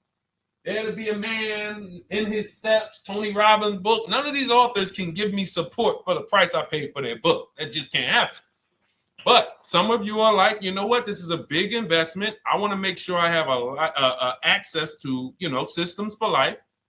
That's the Shop with Deshone done for you video checklist. And then you got coaching direct with me in our Zoom calls every first and third Wednesday. Twice a month we do. And then we got our private Facebook group with 1,600 people. And then some of them are sharp as me. I'm telling you, let's look at, you know, y'all know I brag about Rosalie. If you like Rosalie, if girl got 4 cars in within a year, you know. Her first car was the Infinity. She got her Infinity truck. And I was sharing her a lot last year when she got her Infinity QX60, but she recently shared that she got 3 vehicles. And hold on, where is she at? I just had her up. So this is the people that's in the group. Like, look, 3 vehicles. Big shout out to Deshone the Auto Advisor for making these incredible deals happen. 3 new leases for my sons with only first month's payment down. She got a Nissan Rogue, almost $37,000 vehicle, $399 a month, no money down. Mazda CX-30 Sport, $28,000 vehicle, $28,300, $339 a month. That's a 1.2% lease. And she got a Mazda CX-50 Premium Plus, $40,400 vehicle, $420 a month. 2 1% leases and a 1.2% lease. And the cherry on top, she says, I sold 2 leases. Some of you don't even know you could sell a lease. She said, I sold 2 leases. She had equity. Now, not every lease has equity. But if 8 out of 10 leases don't have equity, then 2 out of 10 do. So if you've just been dropping your leases off at the dealership, hey, here's my old lease. Let me get the new one. Hey, here's my old lease. And you have not assessed the equity. Could there be equity in it? Imagine how much money you've left on the table. Imagine how much, wow, I didn't even know you could sell leases. She sold 2 leases, 2 2021 Elantras, walked away with $6,737 in equity. Deshone, I could not have done this without you. Your program is a game changer. So this is what we want. We want empowered car shoppers. We want people who are not intimidated. I don't care what this market does, whether I need a new car, used car, whether I got bad credit, whether I'm a high mileage driver, it does not matter. We have strategies to make sure you are going to win in this market or any market. Does not matter. Okay? So, for those of you who don't know, the whole show was sponsored by my new digital book. It's called Cars from Home, 7 Steps to Saving Time, Money, and Avoiding Dealerships. It's 5-star rated. Thank you to everyone who's rated it, reviewed it. It has everything we teach in a step-by-step format. It's normally $97, but as part of our welcome offer, you can get yours for $24 in my TikTok bio, in my Instagram bio. Click that website. It's the carsfromhometoolkit.com. Or we have a link for you guys in the YouTube comments, in the Facebook comments, and you just click the $24 welcome offer, good for 30 minutes. And for those of you who have different learning styles, or if you just want some free advice, we have some links in there for you as well. Whether you are a do-it-yourself type, whether you are do-it-with-me type Deshone, or whether Deshone, I think I qualify for that done-for-you shopping, where I can relax at home and you guys go do that work. Or like I said, you want the free advice, just start with our cheat sheets and you can go from there. Whatever is right for you, you get it done. We just want to move you from anxiety, from, oh, I don't know what to say, from watching people online who call dealers and negotiate. Hey, take off $5,000 so I can have a viral video. And now you're talking to an 80% dealer. So the 80% dealer has the $5,000 to take off. So you look like, hey, yeah, see, I just got them to take off $5,000. We don't negotiate with dealers with fake fees. Like there's a saying, we don't negotiate with terrorists. Cars from home, we don't negotiate with dealers with fake fees. None of that stuff matters. Because what you want us to think is, look, see, I took off all of this money. Don't you want to buy the car now? But you took off the fake money. Had we been talking to a 20% dealer, what money are they taking off? The real money. The real money. So if we have two dealers, well, let's say 8, because y'all know I use the 80%. So the 80% are over here. The 20% are this small group over here that we got to find. Now, the 80% are starting so high that when they take off all the money, it's fake money. We marked up our cars. We got platinum kits on them. We got the Hertz service plans on them, and the Simonized kit and the low, all of that stuff. Okay, so yeah, we done took off 5,000 for you, but 4,000 of it was fake. Meanwhile, this 20%, they don't have the fake. So when they take off 4,000, it's real 4,000. And we over here talking to these people. Hey, take off all that fake money. See, guys, you can do this too. So listen, we bidding is the way to go. You cannot negotiate your way to a below market deal, but you can get bids and it will make your life easier. You'll start to enjoy your car shopping. You'll start to feel like you're empowered. You're the prize. Someone won your business. They won your loan. They won the opportunity to buy your car. You are the prize. So that's what it's about. So we are here Monday through Thursday, 12 noon. Make sure you meet us live or tell your friends and family who are shopping, hey, hop on this show. We're live on TikTok, Instagram, Facebook, and YouTube.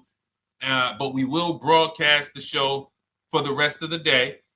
So those who want to catch up on some things that you may have missed, or if you just jumped on and you're like, whoa, man, I missed a lot. We'll rebroadcast this show for the rest of the day.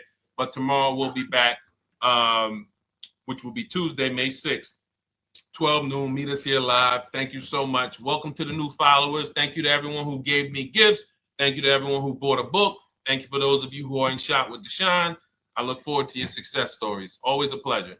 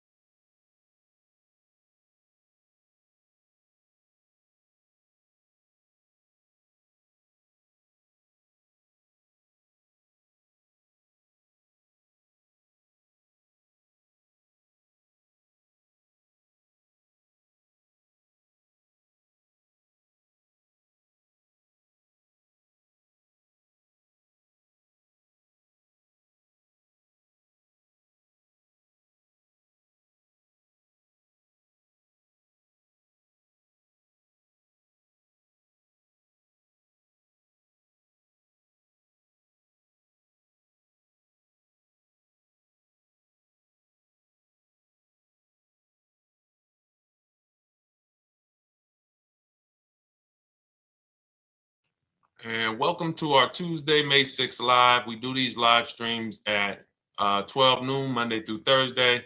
I am your host, Deshone the Auto Advisor. And for those of you who've never met me, I have devoted the last 4 years to teaching people how to get the best deals on cars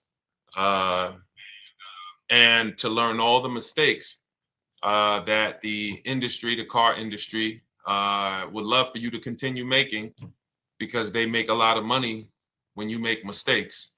And so what we do here is we really just do questions and answers. I will teach on various topics that I feel are widely misunderstood, like the subject of leasing. And some of you who are new here, if you've never been here before, could you type a 1 in the chat if this is your first time on a stream? We do these streams about 60 to 90 minutes. And if you're going to get the most out of them, we just ask that you lock in, that you focus, because we will be talking about $1,000 mistakes. Nothing here that we'll be talking about over the next 60 to 90 minutes is hundreds of dollars. You know, I'm not looking to, have you spend some time with me on a Tuesday to talk about how to save hundreds of dollars. No offense, I'm sure that's important to some people, but we are here to talk about things that are affecting your bank account by the thousands every year. And so if you got some time, I would love for you to hit the like button, like wherever you are, and let's just tap in. You can start to type your questions. This whole stream is sponsored by my new digital book. It's called Cars from Home, 7 Steps to Saving Time, Money, and Avoiding Dealerships. It's a digital book. It's 5-star rated. Thank you to everyone who's rated the book and reviewed it. And it's normally $97, but for the next 30 minutes while you're watching, you can grab your copy for 75% off. That's our welcome offer. We always like to reward people for taking action. So you can get your copy for $24 instead of $97. And you can just head to my TikTok bio. You won't leave the show, my Instagram bio, the Facebook comments, or the YouTube comments, and use that link to get your welcome offer, and you'll have everything we teach. So as we go through this for the next 60 to 90 minutes, if you're like, whoa, Deshone, this is a lot. Wow, this is a lot. You can grab the book and make sure you have everything that I teach and everything in a step-by-step format. Okay? So I have my man Dolan moderating. Good afternoon. Thank you, Johnny Miller. Good to see you, Lil G. Again, guys, we are live. This is our Tuesday, May 6th live. We're live every Monday through Thursday at 12 noon. But we do rebroadcast these throughout the day. For those who cannot make them, you can watch the rebroadcast, or if you got to go back to work, we'll be rebroadcasting it for the rest of the day until our show tomorrow. All right, so let's start with the questions. You can feel free to get into it. Okay, do you have to get the extended warranty? This is a great question. This is car specific. A Honda, Acura, Toyota, in most cases, have always had low cost of maintenance and their parts are inexpensive. When you're buying an extended warranty or you're considering it, it is a risk product. It's an insurance plan. So that means you can pay for something and not use it, just like car insurance. You don't necessarily use your insurance until you have an accident. Same thing with an extended warranty. It's an insurance policy. So what you're trying to do with any insurance is see what is the likelihood that what I'm paying for this is going to exceed the price if I did need to use it. So in the case of a vehicle, when you're trying to determine what should I get an extended warranty, there's 2 things that are important. Does this vehicle that I'm purchasing have a high likelihood of things going wrong? We know, and some of you have had cars with histories, and we know there are certain cars, they tend to have things go wrong more than others. And what I like to do is go right to Google and type in repair cost, because this is the second item that we are looking at. We're looking at average repair cost. So if you're buying a 2010, a 2015 Nissan Altima, 2018, Hyundai Sonata, you go right to Google, you type in 2018 Hyundai Sonata average repair cost. Now, if you see that those typically go on the lower side, then that can take a lower set of risk where you might say, all right, likelihood of these things going wrong on this car is slim. But if you see that the repair cost is on the mid to higher side, that's shifting more risk to if something goes wrong, the cost for you to pay for it out of pocket will probably exceed the warranty. So when I work for Mercedes-Benz, who's new here? Type a 1 in the chat if this is your first time on a stream with us. First time you've ever been here, type a 1 in the chat. First time. What's up, William? What's up, DJ Ant Nice? Good to see you. Maggie, good to see you. Enrique, good to see you. Miko, good to see you. Tetra Washington, good to see you. Jan, good to see you. Claire Clairvoyant, good name. First time, if this is your first time, just type ones in the chat so I know. I don't want to assume anyone knows who the heck I am and what my experience is. Daniel Thompson on Facebook, great to see you. So I worked for Mercedes-Benz for 5 years, General Motors for 5 years, and I ran my own brokerage, my new car brokerage, called Cars from Home. I started it in 2016. Now, when I worked for Mercedes, when people were purchasing a Mercedes, what I would tell them is buy as much warranty as you can afford. Buy as much warranty as you can afford, because I knew that when something breaks on a Mercedes, nothing's under $1,000, and typically it's $2,000-$3,000. So a $4,000 warranty on a Mercedes Benz is usually worth every dime. But at the same time, we have cars that, again, less likely for things to go wrong. And then when things go wrong, if they go wrong, they can typically be repaired inexpensively. Good to see you, Arms Reach. Welcome on Instagram. Shout out to the people checking in live. Great to see you all.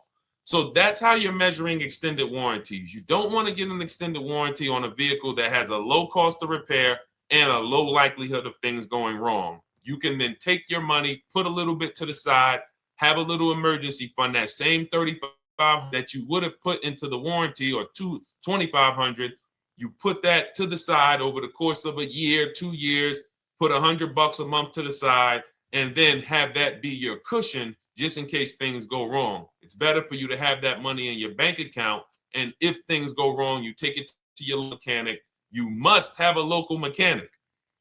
You guys know I swear by local mechanics on cars that don't have warranties. Even if you have a Mercedes-Benz, a BMW, an Audi, something that is typically harder to work on and takes more of a specialized engineer, there are still plenty of places that have those. I mean, there's shops where they used to be Mercedes-Benz techs. Now they have their own shops. This is who you want, because their cost, their labor is going to be probably 1/3 of what a dealership is going to be. So these are the resources that, again, keep more money in our pocket while getting us the same level of service and experience. Okay, great question. Welcome, Uncle Nene. Good to see you. Uncle Nene. All right, listen. Nicole, good to see you. All right, Dolan, you can pull up the next question. Feel free to start typing your questions. And as we get more questions in, we'll try to get to all of them. You guys know we're not always able to, but we do try to get to all of them. How do I shop around for the best lease deal without affecting my credit? Well, first of all, you're talking to someone who's, just so you know, I've taught thousands of people to lease. I've gotten 7 leases. Now, when we look at what we are doing with a lease, first, we have to consider how we want the information presented to us. We are not letting dealers tell us how they're going to quote us. We are telling the dealers how to quote us. So we are going to have all our quotes. Thank you to everybody hitting the like button. I see you. I appreciate you. And shout out to the sharers. As I see people who share, I always like to give the shout outs to the people who share this broadcast with their friends and their family. And thank you to everyone who's giving gifts on TikTok and Instagram. Appreciate you all. So what we are doing when we're telling a dealership, you give us a quote with first month's payment only out of pocket, 12,000 miles per year, and put all the taxes and fees into the payment, assume tier 1. So we are presenting it now in my book and in my Shop with Deshone programs, my video checklist. I have all the templates. If you're going to do this yourself, you just need to remember how you're presenting this. You can call around to dealerships, because there's 2 ways to do this. Shopping from home. Cars from Home is about showing you guys, and I'm going to be showing you guys a ton of payments. And listen, I don't want you to feel bad, because some of you are going to see that you've left a lot of money on the table. Part of what I have to do here, and I've been doing it for 3-4 years now, is I have to tell you the bad news. For 3 years, I did a masterclass called Everything You're Doing Wrong Buying, Selling, and Leasing Cars. We put probably over 15,000 people through that masterclass. But those were people who were willing to hear the bad news They knew, Deshone, I got to hear the bad news to get to the good news. So as I show the difference in the prices that we get and the people who listen to me get, more than, forget about me, the people who are like you, the people who are on a live, saw a video, and then took action and learned and use our processes, the results they get compared to what you're getting. You're going to see, wow, they're saving $3, $5, $7, $10,000 more than me every single car. And so the Cars from Home system is about bidding. It's about turning your car purchase into a bid. You're no longer begging. You're no longer going into a dealership and begging one dealer to sell you a car, and then you go to another dealer and beg them, sell me this car, please take my money, please take my money. Meanwhile, you're not seeing the entire market and the people who would compete to get your business and gladly give you the service that you deserve by giving them a $30 to $50 to $100,000 transaction, which is what your car purchase is. So now so the big thing to understand right off the top is, now I need to learn this bidding. I need to learn to get multiple offers. So you can do this by phone. You want to do this by phone, you can call around, but you must give them that information in order for you to compare the deals the right way. Lynette, good to see you. Christina, good to see you. Melvin, good to see you checking in. Rudolph, I see you. Once you actually give them that information, 12,000 miles per year, first month's payment only, due at signing, taxes and fees in the payment, assume tier one. I want the tier one offer. Even if you think I not qualify. Now, if you got a credit score above 670, all your FICO scores, most of you will qualify for most tier one leases. So you want to see, what does this look like as I get my offers? Once you get your offers in this format, you can use the 1% rule as the gauge. The 1% rule is been around for more than 20 years. Everyone who leases and who's savvy, we understood if your lease payment is 1% of the MSRP or less, you stole the car.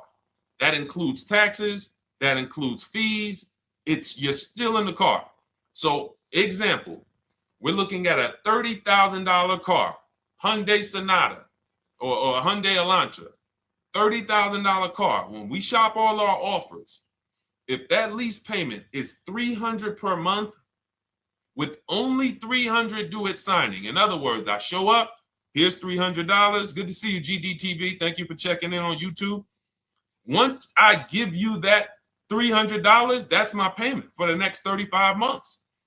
So that's a very, very low percentage of the car you're paying. It's a 1% rule. Now, in order to get a 1% lease, you need a great lease program, which means the bank has to be supporting the car, rebates, incentives, and then you need the biggest discount, the dealer who's going to give you the biggest discount. Now, one of those we can control. One of them we can't. Which one can't we control? And for those of you who are new here, we don't play around here. But my people who are moving, and again, I'll show you, like a lot of people, we got a lot of people who've been following us, using our processes. They're locked in. They're not casually on a live here. We're not casually here talking. They are locked in. Like, boom, okay, I hear you. They're answering, they're typing, they're not, vacuuming in the kitchen and trying to hear. You can't do. We're talking about your second most expensive purchase of your life. It's going to be, you got to lock in. You got to challenge yourself to block out the distractions while we're on this stream, because this is your money. And if you don't take your money seriously, the car salesman will take your money seriously. Oh, I like that. Praise the Lord. God is good. You don't take your money seriously, the car salesman will take your money seriously. Man. So, all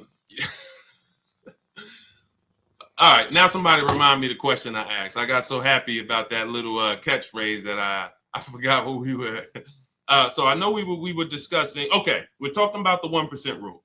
So now, one of the things we can't control is the bank. We don't know what the lease payment, what the lease program is on a car. So when we shop cars, we are going to now look at multiple offers, and here's what you're going to see. Now, I'm going to show you an example of how we know or how we expose where the dealers are concerning pricing. Now, you can't see this on TikTok, but on YouTube, Instagram, Facebook, you guys can see this. I'm going to tell you guys about it. YouTube just doesn't let us do the same type of stream. But this is a particular Infiniti that we shop for. We have offers ranging, this is a $61,000 vehicle. We have offers ranging from $680 per month, which is a 1.1% lease. So a $61,000 car, $680 per month, that's 1.1%. We divide the monthly payment into the MSRP. Now, we can see here that there are some offers already from dealers that are almost $900, $889 per month.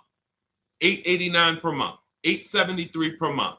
So now when we look and we say, whoa, how can we have two, like we have all these dealers have the exact same car, yet one of them is $200 per month higher than another dealer. Exactly. We call them the 80%. The 80%, even after back and forth, even after, hey, we'll take off some money. All right, we'll drop the payment $50 a month. Their offer is still so high. It's a horrible deal. Now, why would they offer this? And this is consistent. So I don't want y'all thinking, well, the dealers that I walk into, they're different, Deshone. They take off more money. It does not matter what you think. If you don't have the market reports, if you don't know how to get multiple offers so that you can see, we do this all around the country. We have students all around the country in Cars from Home. We have people we shop for. We have over 13,000 books sold now. Like, we have lots of data to prove this. 80% of dealers are going to be overpriced. This is another particular deal on a Toyota, a market report. And you guys can see that the out-the-door prices here, list price, $32,000. Out the door price with taxes and fees, $38,000. That means that dealer is charging all types of fees on top of their price. The $39,000 MSRP. Look at line number 3. $39,000. Out the door price is $41,000. We can see $39,000 out the door includes taxes, includes all the fees. So we can see that these out the door prices in the left, in the right column, are way higher than the MSRP, $35,798. Out the door price is $39,700. But look at the green. Look at the green. This is what we call, we found the dealer at this time who wanted to win the bid. They wanted to win the bid. They needed the car sold. This is a rotation. We don't say to them, wow, they won the bid one time, so they must win the bid all the time. No dealer can win the bid all the time, or they'll be out of business. But in this particular case, at this particular time, for this particular client, this dealer said, we're going to sell this car for that's $35,500, and out the door with taxes and all the fees, $34,994. That is a over $4,000 discount off this vehicle. When all the other dealers are, not only are they not giving you a discount, they're charging over list. And they might come and say, all right, we'll take off $500. We'll take off $1,000. We'll take off $1,500. They might start so high with you guys that you think, wow, they started up here and I talked them down. They took off $3,000 from me, but they already were $3,000 in fake fees, protection plans, and all of this padding, dealer adjustments, which is fake fees. So whenever they say, because the dealer gets a minimum of a 6% profit margin, from list to invoice, we have profit. From invoice to holdback to triple net, we have money. That's all the profit margin. On top of that, when we add a dealer adjustment, what we're saying is we're going to sell this car to someone who does not have the skills to find our competition. And they're going to come in, and if we got to take off $2,000 to make them think they won, this is what we're going to do. But what we do here, what people like Brian is going to do, look, just finalize my first ever lease using your system, 2025 Honda HRV, $30,000 vehicle, $395 a month payment. no money down. His initial quote was $434. He ended up using our calculator, which we have in our book and in our program. If we put all our offers into that calculator, it tells us what to counter. He gets that offer for $395. That's his deal. We look at somebody like Wendell. Look, thank you. It's the least I can say for your book, Cars from Home. We're still in the middle of the process. Just sold our car today, like 10 minutes ago, for 30% above value. Why? Because he got bids. Look, using the insights from your book. I've read the book multiple times and told many people about it because it's that good. It's so intuitive and insightful. We'll be moving to the next step soon, and I'll write again. So now you heard him say we're moving to the next step soon. Step 2 in my book is the equity assessment. That's when we get bids for the car we have. We get bids. You're going to go to, listen, you should never be trading your cars in. Let me ask you all a question. Do we get the most money for you name me one thing that we get the most money for that thing trading it. Name me one thing. If I had this iPhone, do I get more money trading that iPhone in for another phone, or do I get more money listing it online and selling it to whoever will pay the most? Trading or selling? Let's go. Who's locked in? Tax advantages are very small. I understand you, Ronald, but the tax advantages, we have people that are selling their cars to cash buyers for $3 to $5 grand more than what they can get on trade. A tax value, a tax advantage for the difference is not, it's minimal. Exactly. Thank you, King Carter. You listed. So the money is in the bids and the competition. So going back to this person who asked the question, how do I get the best deal on a lease? It's going to be through multiple offers. That's my 2 favorite words. I would wear them on a shirt if I didn't wear unlearn, relearn. Because more than multiple offers, I need you to unlearn. Because the people who come with bad information from years, Deshone, this is not how my uncle taught me to buy cars. Deshone, this is not how I ever heard about getting cars. I was always taught just go in and just don't tell them about your trade and then ask to see the invoice and all of this stuff. That's what I was taught. Yeah, but you're not going to get the prices we're getting until you unlearn all of that bad information. Bidding is how we buy everything. When we go into the supermarket to get spaghetti sauce, all of those companies are bidding. They're bidding. Hey, listen, we'll sell you this for $3.99. Hey, we'll sell you this for $5.29. But we got a better product. We got quality. Look at us. Look, it's all bids. Everyone who wants to sell us something is competing, except car dealers. Y'all notice that? So the mindset that y'all got to have if y'all want to really win and save all of this money and get these huge discounts is I'm going to start purchasing and leasing cars like I buy other things. It's going to be a competition. And I promise you, your whole life is going to change. Your entire car buying experience will change forever. You will be sitting here just like my man Ken, graduated, $585 a month payment, no money down on his Nissan Murano Platinum, $50,000 vehicle. He's paying $585, no money down. $50,000 vehicle. How much would a $50,000 vehicle cost us on a loan if he purchased it? How much would a $50,000? Some of you know every $5,000 is how much per month. Let me see who's locked in. Who's locked in? Every $5,000 is how much per month on a loan. I see you, Daniel Thompson. Check in. Good to see you, Dane. Thank you for breaking it down with complete truth. Keeping eyes wide open to know what to exactly expect. There you go, Dane. Welcome. Glad to have you here. We do not play around when it comes to this. All I want you doing is winning with cars, in love with your deals every time you get a car. All right, nobody knows the 5,000. How much is every $5,000 on a car payment? Come on, y'all. These are principles we've been teaching. Thank you, Daniel. $100. Thank you. $100. So we always want to default to a 5-year loan. I'm going to tell you why. when you default to a 5-year loan, you're in a safe position. Now, defaulting to a 5-year loan means when I look at a $20,000 car, I'm thinking $400 per month. 5-year loan, every $5,000 is $100 per month. If worst case scenario, I'm trying to get a little bit more car, then I'll go to a 6-year loan, but that's the max. I'm not going past a 6-year loan on a car. That's like going to a 40-year mortgage on a house. They're available. It's not a good idea. So when we look at these, you say to yourself, wow, a $50,000 car, that should cost him, if he did no, remember, this is a no money down deal. We're just looking at how much money we're putting in these cars. That car would cost him about $1,000 a month if he purchased it, 5-year loan, no money down.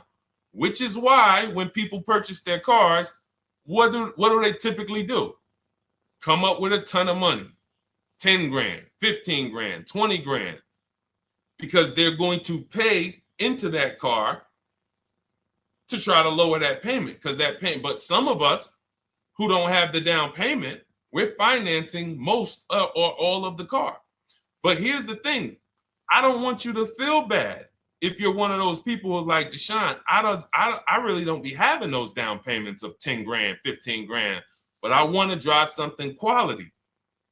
Exactly, I hear you. Here's the bad part about the people who are putting 15 grand down on their cars, but they're breaking the 8-year rule. This is what we call in Cars from Home and everything I teach, the most important question is how many years are you going to keep this next car? If it's not 8, then we don't purchase those cars, because here's what happens with people who go into their bank account, slap $15,000 down in a car, and don't keep the cars 8 years. And if anybody's willing to be honest, they will confirm this right here on the stream.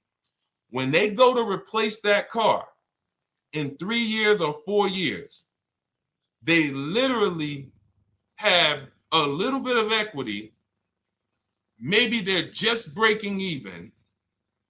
They're not getting that 15 grand back. It's gone. It's gone.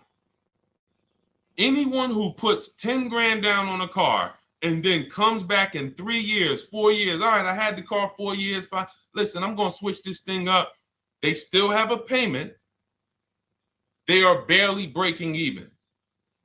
Meanwhile, their payment was 400 or 500, almost double what it would have been if they leased a car, got a below market lease, and they drove a car, no warranty after 3 years. They're driving an inferior product. So if it sounds like I'm here to destroy people from purchasing who are not keeping their cars long term, that is the goal. Because as long as you are buying cars that you're not keeping 8 years and you buy them, you turn around and you replace them, you are going to continue to spend way more money than people getting below market leases like Ken and like a lot of other people I'm going to show you on the stream. Lots of other people. Look, dealer American Senior Benefits Plan. He's enrolled with us under his company name. Dealer MSRP on this car was $36,300. 2025 Kia Sport X line. MSR boom 561. Monthly payment is $400. Use the system back and forth. Got $400 a month on a 2025 $36,000 car. Once we put our taxes and fees in that would be a $700+ payment. $700 payment. He's paying $400. And y'all wonder why people are losing cars. $300 more per month to drive the same car? It's ridiculous. Imagine somebody like you, when you learn, now you're pulling up. I'm going to tell y'all one more story, and then we'll go into some more questions, because you might not remember what I'm saying. So those of you who have the book, you got this for the rest of your life. But you will remember, hopefully, a story. I'll tell you about my neighbor. So my neighbor finds out that I'm into this car business and that I educate. And he said, hey, Deshone, I was watching some of your videos and I come across this 8-year rule that you teach. And his wife had actually had a Kia Telluride. Popular vehicles, probably been one of the most popular SUVs, that the Palisade, since 2007, 2019.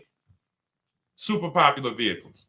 People were charging $5,000 over sticker for them during the pandemic. People were paying it. We were getting them at discounts.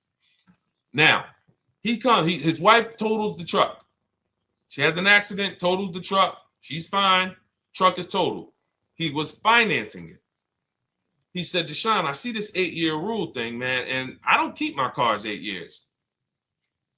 I said, okay. He said, so I'm thinking I should, like, you're saying I should be shopping for a lease on my next one. I said, exactly. I said, make sure you get multiple offers, because if you just walk in and say, hey, work me up a lease, they'll give you the same payment you had on the purchase. And then they'll tell you something ridiculous that they want you to believe, like, hey, the lease is the same price as the purchase, so you might as well just purchase it. And people believe this stuff. Now, I said, you get multiple offers, stay at home.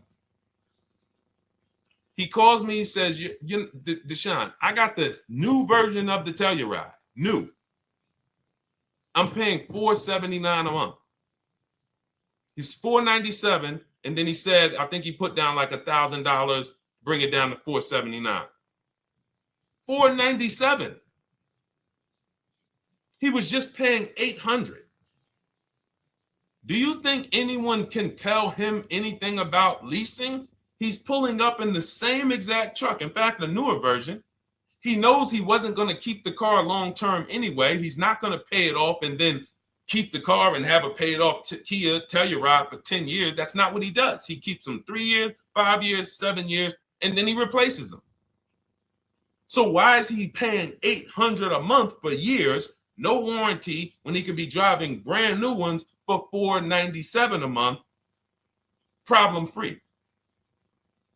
But as I said, some people are determined to pay more. But the people who, once you get this leasing thing, if you're not keeping your cars, it will change your life. Now, again, I got a car I'm purchasing, we're keeping it. Anything you are buying, keeping 8 years, forget about leasing. It shouldn't be a thing. Who keeps their cars more than 8 years? Let us know. You're an 8+ year person, let us know. In fact, I don't even want to ask, who has a car right now that they've had more than 8 years?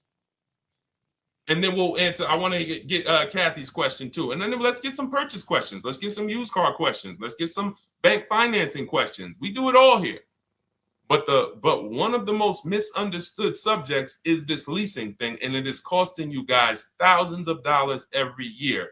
And you're driving old cars with no warranties, paying high payments on them because somebody told you you should be purchasing cars.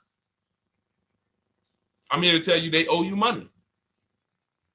They owe you money. All right? So who has a car right now that they've had more than 8 years? Let us know. How many years have you had it? And by the way, for those of you who just joined, this is our Tuesday, May 6th live. We are live every Monday through Thursday at 12 noon Eastern time. So for those of you who are here catching us live, that's when we're live. We will rebroadcast this and replay this show throughout the rest of the day for those who could not catch it, or if you had to jump off, go back to work. You're like, oh, I got to go back to work. You can catch it on the replay throughout the day. But we are live Monday through Thursday at 12 noon. So welcome to the people who are here. EJ, driving a lot of miles does not matter. Let me break this down for you. So right now, let's go to somebody who else has a lease. Let's look at, because who's heard with leasing you can't drive too many miles? Who's heard that, right? Type me if you've heard that. Let's go. Type me if you heard that. Come on, where's the locked in people at? I see Kathy, I see EJ, I see DJ Ant Nice, I see XP. All right, I see Mr. Slim. Welcome to the community. I see Rhonda. All right, where are the locked in people? Instagram, where we at? Locked in. All right, dang, I see you. Jamel. All right, perfect. So, Sherry, I see you. Sherry Baker on TikTok. So you've heard, oh, you can't drive a lot of miles with a lease. Let's be clear here. You choose the mileage on your lease. It's not selected for you. In fact, the only time it is selected for you is if you don't realize you choose it. That's the only time they're going to choose your mileage for you. If you go in and you do something like, hey, work me up a lease deal, they're probably going to work you up a 10,000 mile a year lease deal. And they're probably going to say, hey, you need $3,000 down, and this is going to be your payment. And next thing you know, it's a high lease, and it's just terrible. Happens all the time. We tell people how to quote us. First payment due at signing, taxes and fees in the payment. So now let's look at a lease, and let me show you what it would look like. So this is Val Boss Lady. She's in our Shop with Deshone program. Everything that you guys know that we're talking about here, if you're like, hey, I really, really want to go deeper, I want the step-by-step, the blueprint, that's my digital book, Cars from Home, 7 Steps to Saving Time, Money, and Avoiding Dealerships. Normally $97. You get a welcome offer. It's 30 minutes because I want to see you win, and you get 75% off for 30 minutes. If you go to my TikTok bio, Instagram bio, YouTube comments, Facebook comments, click those links, and then click that one that says $24 welcome offer. 30 minutes only, reward for taking action. You have everything we teach, the low market leases, the low market purchases, used cars, bank bidding war, making banks and credit unions bid, all of that, $24. You can, somebody emailed me yesterday, said, I'm $15,000 up with what I've learned from you already. And so if you can get it for $24, you can save tons of money for the rest of your life on a $24 investment. In this case, Val's in our, she's more of a wants to do it with me type. Videos, checklist, she doesn't want to read. That's our Shop with Deshone, do it with me program. I coach people. And so she gets a deal on this particular car. Same information, by the way. Not better information here than the book. It's just different learning styles. So she gets a $51,000 electric vehicle, 2025, beautiful vehicle. She's paying 1.16. So her payment on this car, on this $51,000 car, let's continue to make sure we understand the price of these cars. $51,000 car, her payment is $591. No money down. Now, some of you might say, wow, if I got $591, I'd probably put like $3,000 down, bring it down to $499. You could do that. That's how we can do. We can do that because she already got an incredible deal. Then we're just determining how we want to structure our payment. And thank you for everybody sending me gifts. I appreciate you. Thank you for all the badges. I don't take it for granted. And thank you for everyone who's hit the like button. Those of you who are double tapping the screen. Every time you hit something on TikTok, you like it, you double tap the screen, you keep running those likes up. We appreciate you. It does matter. It helps spread the word. So let's say Val wanted, she's a high mileage driver like EJ. Let's say, EJ, how many miles per year do you drive? 20,000, 25,000? Let us know. I'm gonna show you why. In my book, I have 2 strategies for high mileage drivers. I'll tell it to you guys right now. How many miles a year do you drive, EJ? 25,000, 20,000? Those are both high. Let us know. Or if anybody, else, because, anybody else who's a high mileage driver, let us know. How many miles? 26. All right. Thank you, EJ. So let's just round that to 25 for now. Let's just round that to 25.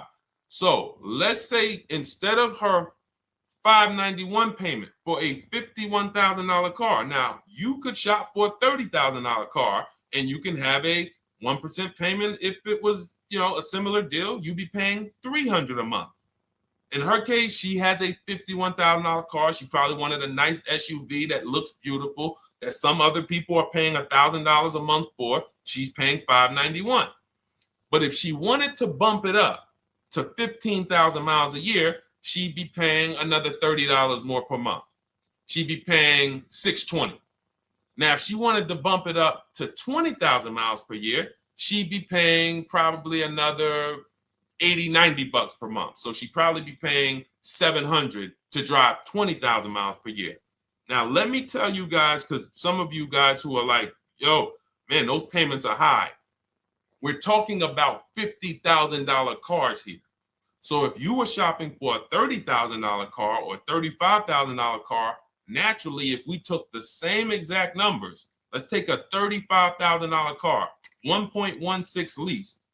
That's a 406 payment, probably $399. So now, in order to go, and let's say you're a high mileage driver, just like EJ, you want to add another 15,000 miles to your lease. You're probably going from 400 to 550 or 575. But you have all the mileage you need. And here's the beautiful thing about that. If I'm paying $175 more per month, but I get all the mileage I want, and when I drop this thing off, I get a new one, I don't have to worry about negative equity, and I put no money down. That is way better than what most people are doing out here, what everyone's doing. Because I'm gonna tell you what most high mileage drivers do who don't put money down. They will go in, buy a car, take a super long loan, 6 years, 7 years, just so they could afford the payment. Now, here's what happens. They drive the car, they put 25,000 miles a year on it. They come back in 3 years or 4 years, and they say, wow, I got 100,000 miles on this thing already. Let me go and swap out the car. What situation are they in at that point, guys? You put 100, you got a 6-year loan, average loan. You drove 25,000 miles per year. You put 100,000 miles on the car in 4 years. You come back, you still have 2 years of payments left. 15 grand negative equity. I used to see it all the time. Thank you, I am rich. Locked in on Instagram. I see you. Locked in. See it all the time. Every car salesman who has dealt with a normal 25,000 mile high mileage driver that does not keep their cars sees it all the time. They come in, yo, man, what you do for a living? Man, yeah, I do DoorDash, I do Uber. Oh man, I work in sales. You know, I'm on the road a lot. You know, I'm here. You know, all right, I want to replace this thing. I got like 110,000 on it. Okay, you still got a loan on it? Yeah. All right, we already know you got negative equity. Then we appraise the car. All right, the car's worth like 7,000. How much you owe? Man, you owe 19,000. All right, well, what can I do? Can you get me into something? Roll that loss all the way over. On top of that, you finance the car, so your payment is high. You finance the whole car, so you're paying a high payment compared to if you had leased, just literally shop for your leases, added your miles to the lease that you needed. You're paying $175 more per month. You got a brand new car. And I'm going to tell you, I did not make this up. I learned this from someone. A lot of what I'm teaching you, I learned from my clients when I was in the dealership. This guy, I worked at Hyundai for six weeks. Man, this dealership, the owners got indicted. I got out of there. Way before the owner got indicted. It just had straight up highway vibes, like the worst you could ever imagine. As I was in there for 6 weeks, I was a manager. I enjoyed being a manager. We did a lot of deals in my department in 6 weeks. But I said, I am out of this place. Anyway. But I learned something very valuable there. We had a client a customer was returning his lease on his Hyundai Sonata. Guy comes and I'm grounding the lease. I'm doing the paperwork for him. He has 72,000 miles on the car. 72,000 miles. I said, how the heck? I said, you lease this? He said, yeah, I always lease. That's all I do. He said, I used to buy my cars every single time I came. I had to put large down payments, 10 grand, and then I'm still having negative equity when I come to trade it in. I'm having high payments. It's ridiculous. I looked at his payment, and let's say the average payment for a good deal on a Sonata at that time was $300, $325, whatever it was. He was only paying like $550. He was only paying like $150, $175 more per month. He had a 25,000 mile a year lease. And that's what he did. I drive these cars. I'm on the road. Boom, boom, boom. I change my tires. I do my maintenance. 3 years. It's a fixed cost. There's no variable cost. I don't have any surprises. I'm not getting hit with a negative equity bill that I got to transfer, which means when I transfer my negative equity, I get less car on the next transaction. Because if I got to bring over 15 grand of negative equity, that's probably 300 a month that I'm paying for my old car when I get my new car.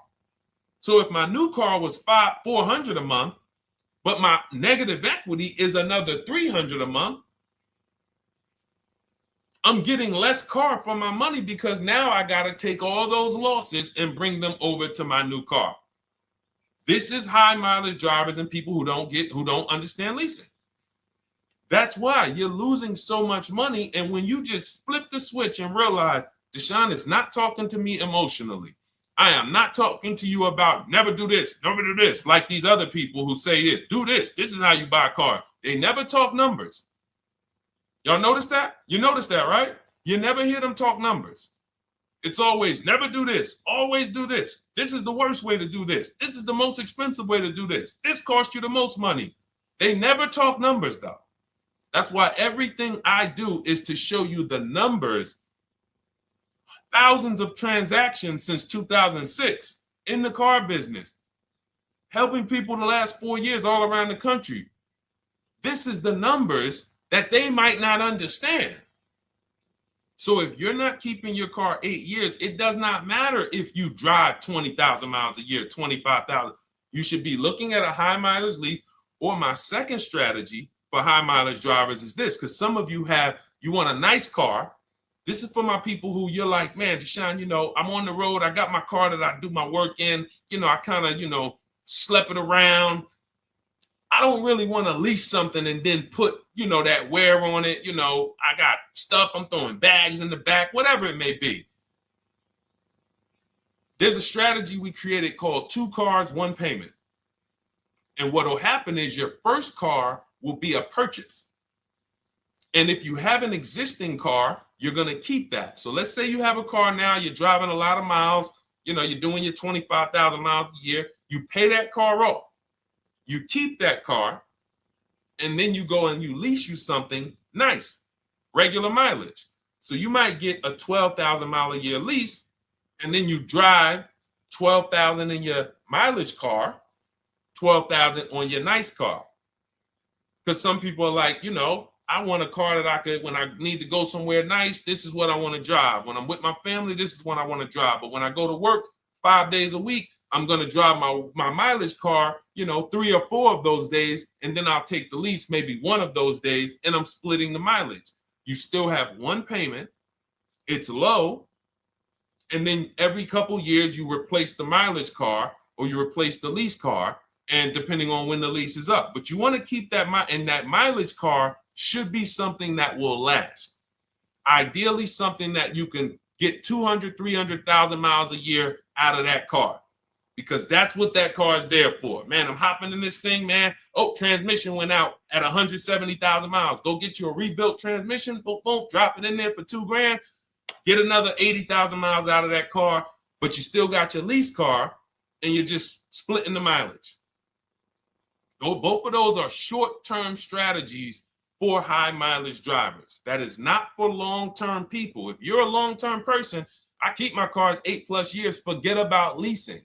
You should just be finding the best deal, below market purchase, keep the car, something you can keep for 8+ years. You can put 30,000 miles a year on a car 8 years in a row. If you get the right car, and in 8 years, you got 240,000 miles, and then you replace it. Forget about leasing.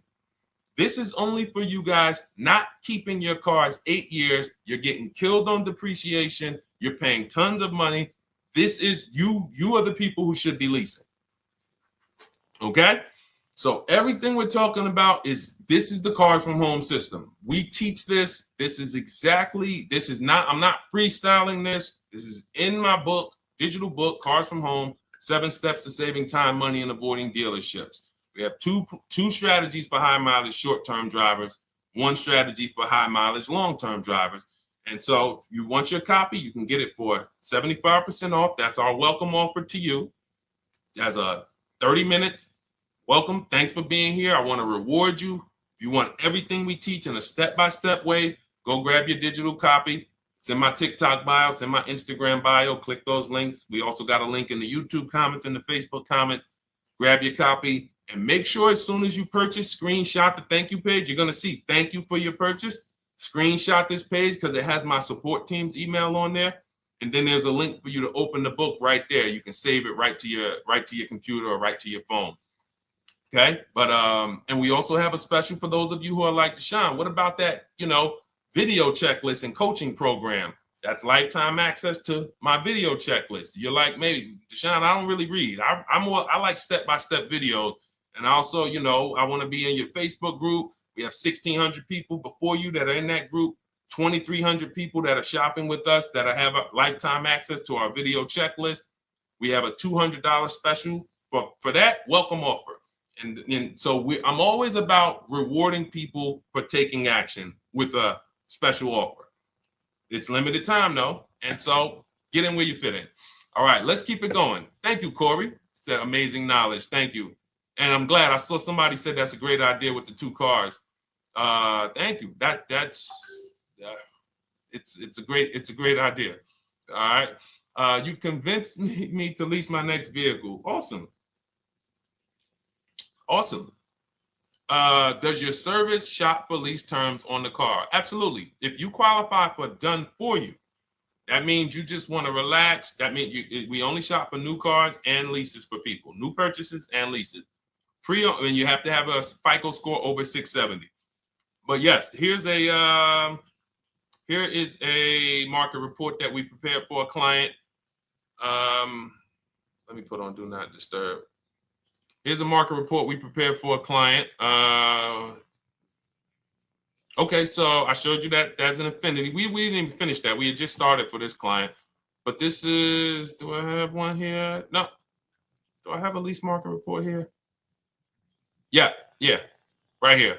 So that's an example of what a Kia, this is a particular Kia lease where their best offer was a 1.27 offer. Now, here's how you know you found the bottom of the market. And again, whether you're using the book or whether you're calling around, again, you can call around to do this. The key is not going into dealerships. You cannot do this going in. Once you get your offers, you know you found the bottom when your best offer is between $150 to $200 less per month than your worst offer. And if you're purchasing, you should see a spread of between $3,000 and $5,000 minimum between your best offer and your worst offer. That's when you know you've shopped correctly. Because until you find the 80% dealers, you have not shopped correctly. If you're like Deshone, these prices still seem close. You have not found, you're talking to the 80%. You haven't found the 20% yet. Because the 20% is going to be that $3,000 to $5,000 less than the 80%. That is just the numbers. That's the way it works. So yes, so when some cars you're going to see that the lease program won't allow for a 1.1% lease. The best offer, like we've shopped Hyundai Palisades for years, and I got my dad one back in November, and his best offer is like around 1.3, 1.28.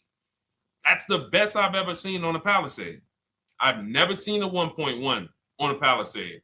I've had people in our Charles, some of you know, I posted pictures of him when he got his Palisade last year. We clear out the old pictures because we got a bunch of new people with 2025. So we're not going to sit here and talk about 2024s anymore. We got Ken, we got Melissa, we got Sheree, we got a bunch of new people, just Ralph. We're not going to, but I do remember posting Charles who got his Palisade and he's like, he shopped, used the system, got his multiple offers. Best deal was 1.3. So that's where it comes in at because of the lease program. That dealer is already taken off to win the bid, probably taking off $5-6 grand. But if they don't have more rebates and more incentives and a better, then it's not going to lead to a 1% lease. So the 1% leases come from major incentives. Maybe sometimes they have too many of the vehicles. They want to move them. Lots of bank support. But what I tell you is you should be looking for between 1.25 and 1.5. That's how you should budget for a lease, between 1.25 and 1.5. That's a great deal. And if it has a really aggressive lease program, once you get your bids, you're going to see it fall under the 1.25. You see it fall into 1.1, 1.2. but we don't know what the lease program will be until after we shop for that vehicle. Okay? So yes, absolutely. It's an empowering way to shop. It's also fun because you can see, man, I'm not begging anymore. Like these people are like, please do business with me. Please do business with me. And then you start to feel bad for everybody who's still in those dealerships doing it the old way because they're talking to the 80%. There's no way they can win. They don't even know there is an 80% to realize that's who they're talking to. So when the dealer says, all right, I'll take off $4,000, they're like, wow, I won. Man, the dealer took off $4,000. But if they saw the whole market, they would understand that that dealer actually is overpriced by $7,000, $10,000. So taking off the $4,000 means nothing. It's just sad. It's a sad thing. And that's why I spend my time trying to convert you guys from negotiating one-to-one to getting multiple offers so that you can see for yourself. All right. Thank you, Julie, name Richardson. Thank you for sharing. XP got the number 2 gifted badge. Forgive me because I don't really know what that means, but I just know that's what it's saying. So I appreciate it. Thank you, Corey22. Sherry Baker, thank you so much. Number 1 gifted badge. All right, let's go to some more questions. We got some more questions. Dolan, I'm sure you got a lot of them. And what I'm going to do for the rest of the broadcast is just try to do rapid fire questions and answers. Okay. And if you guys want me to go deeper on any particular subject, then just feel free to say, hey, could you go deeper on that? How do you get a car loan with bad credit? Well, we have a resource. It's not our company. We have nothing to do with them. But we always try to stay up to speed on who's financing people with bad credit, because the goal is you don't want a dealer controlling your financing. Somebody just came up to me. He's a neighbor. He's like, aren't you in the car business? I said, well, yes and no. He's like, well, listen, I got a connected Acura. Anybody you send me, they get anybody approved, I'll give you $1,000. I said, okay, cool. Thanks for the information. For them to give me $1,000 just for sending the customer, and he's also a middleman, he's not a salesman, how much money are they making on the customers? If they're going to give me $1,000 just for sending someone with bad credit to them, how much are they making on the deal? Arms Reach, congratulations. Just got my book. You use it when, please send me your email testimonial. Well, as you use it, just as you do your equity assess, everything, email me. Congratulations. How much are they making? We can imagine, right? If they're giving me $1,000 just for bringing them the customer. So this is what happens when you let the dealership control the loan. Because why do we separate? All right, I'm gonna break something down I call the 3 pillars of great car deals. Three pillars.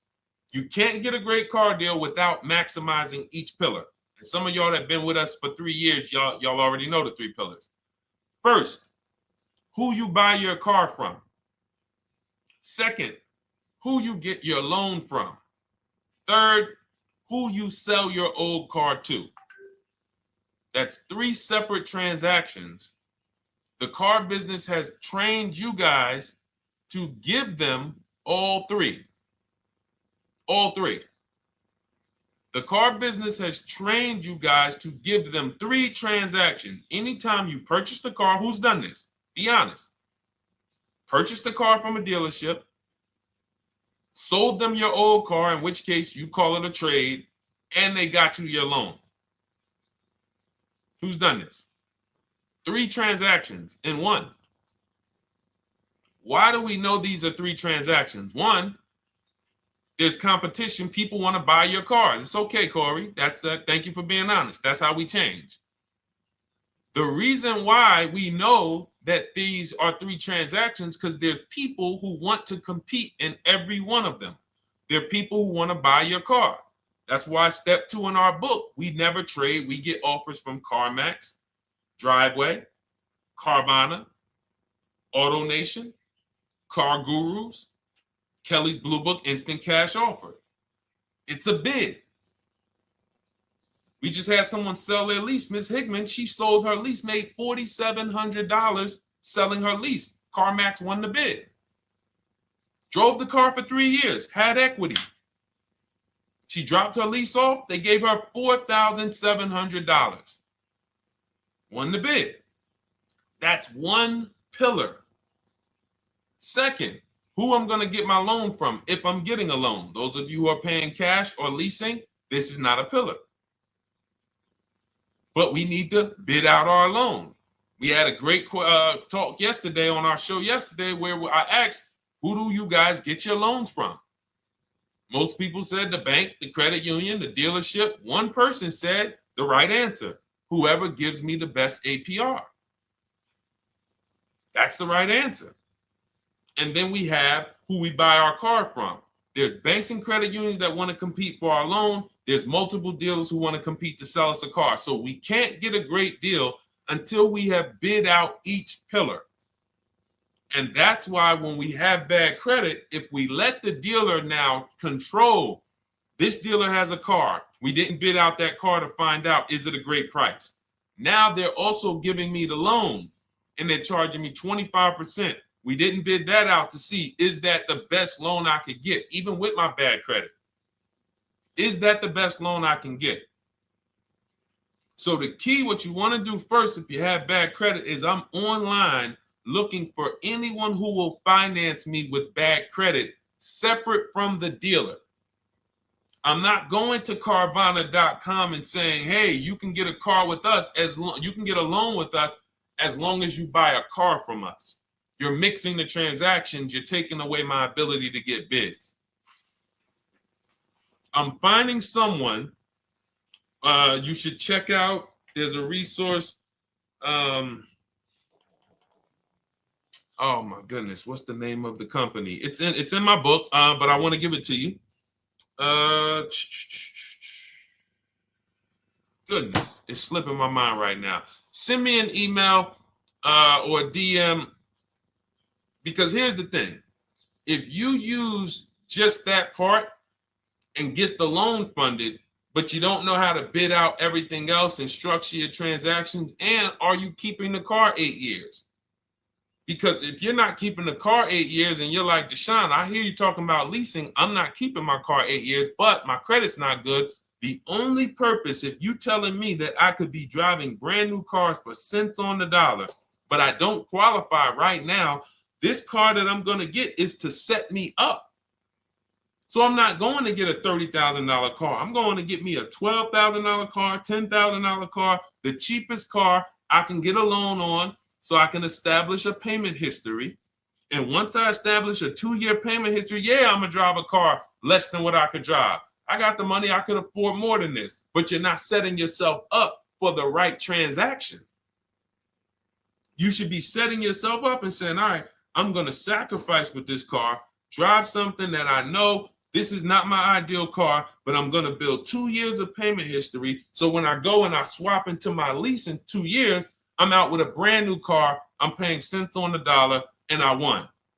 But it was a plan. It was a long-term plan.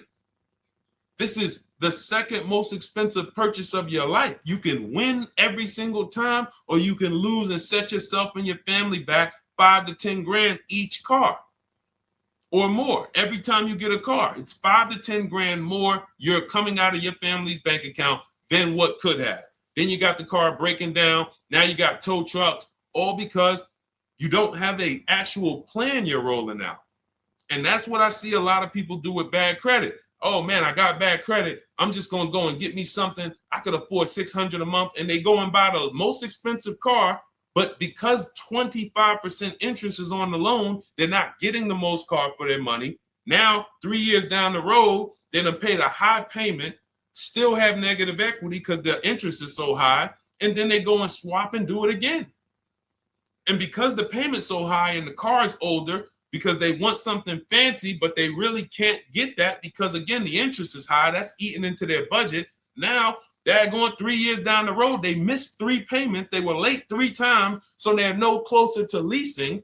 Credit's still bad. This is disaster.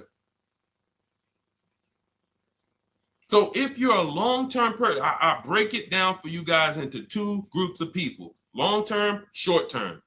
Long-term high mileage driver, short-term high mileage driver, different plan. Long-term bad credit person, short-term bad credit person, different plan. If I'm a long-term person with bad credit, here's what I'm doing: finding the absolute best car I could find, getting bids, either new cars or used cars. We got the strategies for both.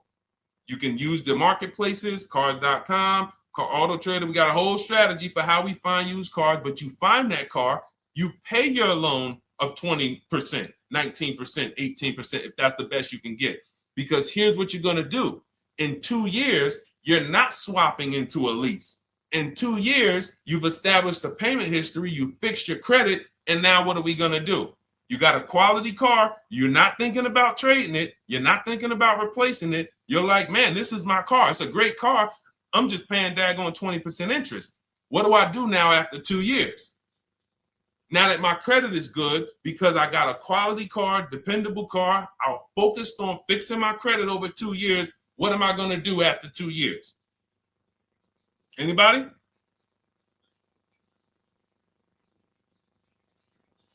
Thank you, Arms Reach. Refinancing the car. Exactly.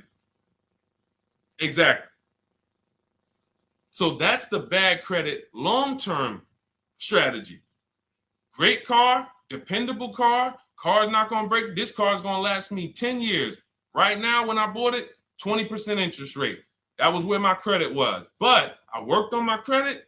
Boom. I'm a 690 now. I'm a 720 now. I'm refinancing that into a short-term, into a shorter-term loan, and I won.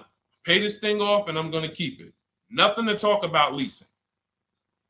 Leasing only comes into play where the 8-year rule is concerned. I'm not keeping this next car 8 years. I should be setting myself up to lease, or I should be leasing.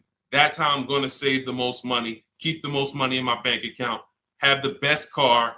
Not even close. Not even close. All the wins for the purchasers are after 8 years. People who are like, man, Deshone, I got a car, man. I had this thing 12 years, man. It's been paid off for 6 years. I ain't had a payment. I love it. Long-term purchaser. You won. You won. Who's in that situation? Who has a car outside that they've had for more than a decade? Paid off. You can give it to your son. You can give it to your daughter. It's an extra car. That's purchasing. That's the wins. That's what we call the reward stage of purchasing. But you got to get there. All right. All right, let's go. A lot more questions. We got probably another 20 minutes we'll stay on, so let's keep it moving. But again, Lend Buzz, that's the company. Lend, Lendbuzz. They started, I started seeing them about 18 months, 2 years ago, and they were loaning to people with, international students, people who didn't have credit. You want to try to find a place that will fund you independent of the dealership. That is what your goal is at all times. Independent of the dealership. Here, you qualify based on your income and your credit. You qualify for $18,000. Go find a car now. That is what you want. You don't want people mixing the bank loan with the car and two pillars that they are controlling. We're controlling the price of this car. We're controlling your interest rate. We don't want that. Yep, exactly, Cindy. For those who just joined, this is our Tuesday, May 6th live. We do these lives Monday through Thursday at 12 noon, so you can tell your friends, family. We wanted to now come up with a constant and consistent time where I can meet with you guys. If you don't have, if you can't stay the whole broadcast, we will replay these throughout the day because sometimes people got to jet back to work. They're watching us on the lunch break. You can catch up on the whole rest of the show throughout the day, all the way up until tomorrow, and then over the weekend, we'll play a whole compilation of all the shows for people who really want to dig in and hear all the questions that we answered throughout the week on, Monday through Thursday. But if you want to join us live, set your calendar, set an alarm, meet us on any channel. We're on TikTok, Instagram, Facebook, and YouTube on the Deshone the Auto Advisor channels, 12 noon, Monday through Thursday. All right. Let's go. Next question, Dolan. All right. What are your thoughts on purchasing used versus new? It's a great question, Kathy. For me, it's a matter of budget and values. It's only a matter of values if you can afford both. So if you can get everything you want in a new car for your budget, everything you want, everything that you need, and you can afford it in a new car, you have the option to choose both. So it becomes a matter of values. In my book, I teach, are you a person who's like, I want to reward myself. I only get a new car every decade. I'm going to keep this thing 10 years. I want the latest and greatest. Therefore, I'm going to shop and get the best offer, get me a below market purchase. Because y'all notice I always put in a caveat of a below market purchase, below market lease. That's all we're talking about here with Cars from Home. That's all we're talking about. You need to, every purchase you make or lease you get, you want it to be a below market lease or purchase. So now, if I could afford both, is it I'm going to reward myself with a new vehicle, or do I have these other values where I actually want to knock 20 to 30 to 40% off the price to get even more for my money? So that's really up to you if you can afford both. There's no right or wrong there. It's a matter of, like I said, the values. Now, some of you once you look at your budget, I have a tool in my book and in our video checklist, the coaching program called the Perfect Budget Calculator. We invented this. So it's not on Google.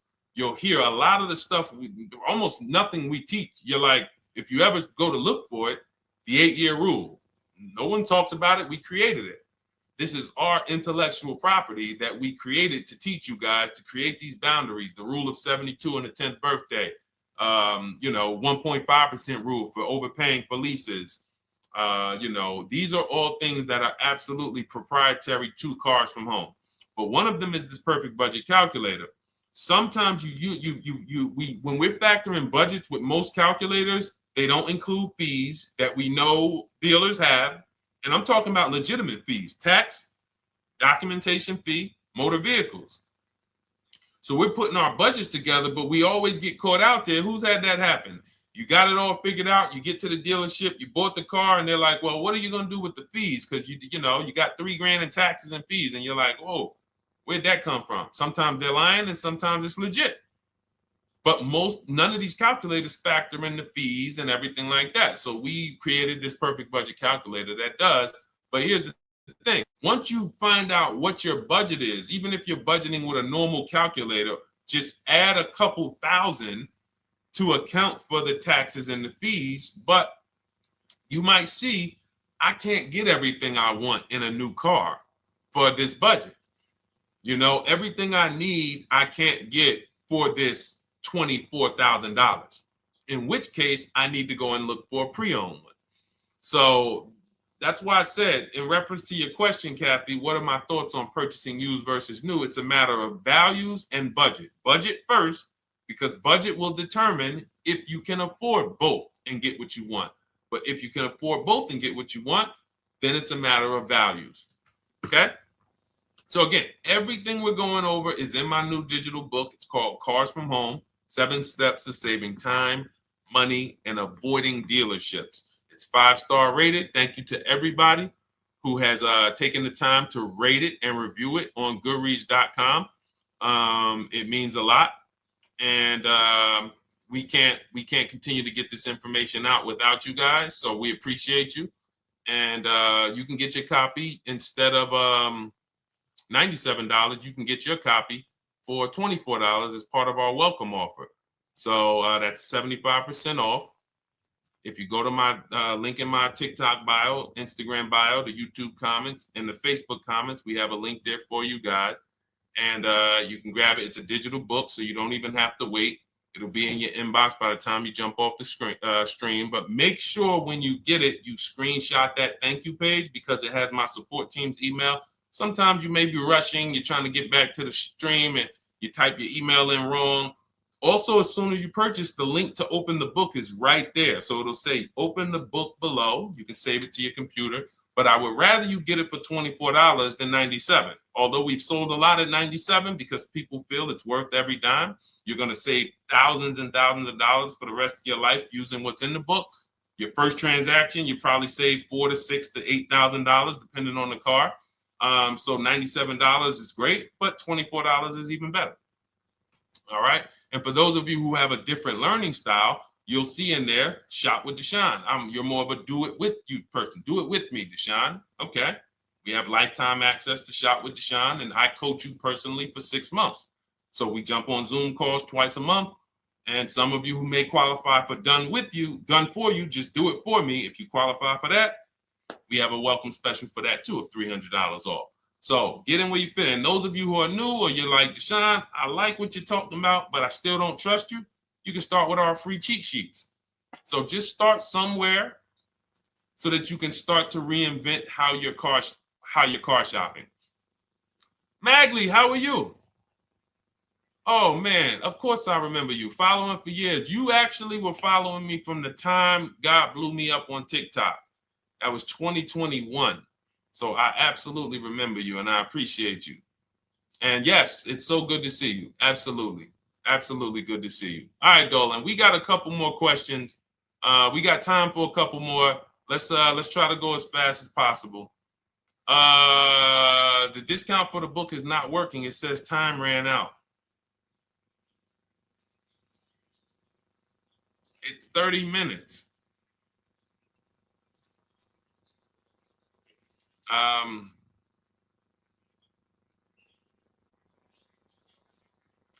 don't know. I don't know. Y'all help me out. I don't know what to do with that. I'm sorry. If the welcome offer for $24 was not really 30 minutes, then that means I'm just lying to you. You know what I mean? I'm just like, oh yeah, it's 30 minutes, but come back in 2 hours and it'll still be, you know what I mean? It's, start with the cheat sheets. You know what I'm saying? Like start with the cheat sheets. Get yourself your free cheat sheets, and start there. And when you feel better about working with us in some capacity, you go to the next step. Start with the free cheat sheets. All right, let's go, Dolan. So I'm a new driver. Should I be looking to be an 8-year person or a lease person? Well, I'll tell you this. I got 3 young adults. 2 my daughter, my daughter who's 18, my niece who's 20, and then a young man that I, basically like a son to me who's in the Navy and he's 21. Well, he'll be 21 this year. So he's 20. Now, they all called me in the last 3 months because my daughter's getting her license. My daughter didn't call me. She's getting her license in the next, in June. And we've all talked about this. How should I get this car? Now, my situation when I was 22, I'd already bought a $500 Mitsubishi Eclipse. Transmission went out on me probably after 6 months.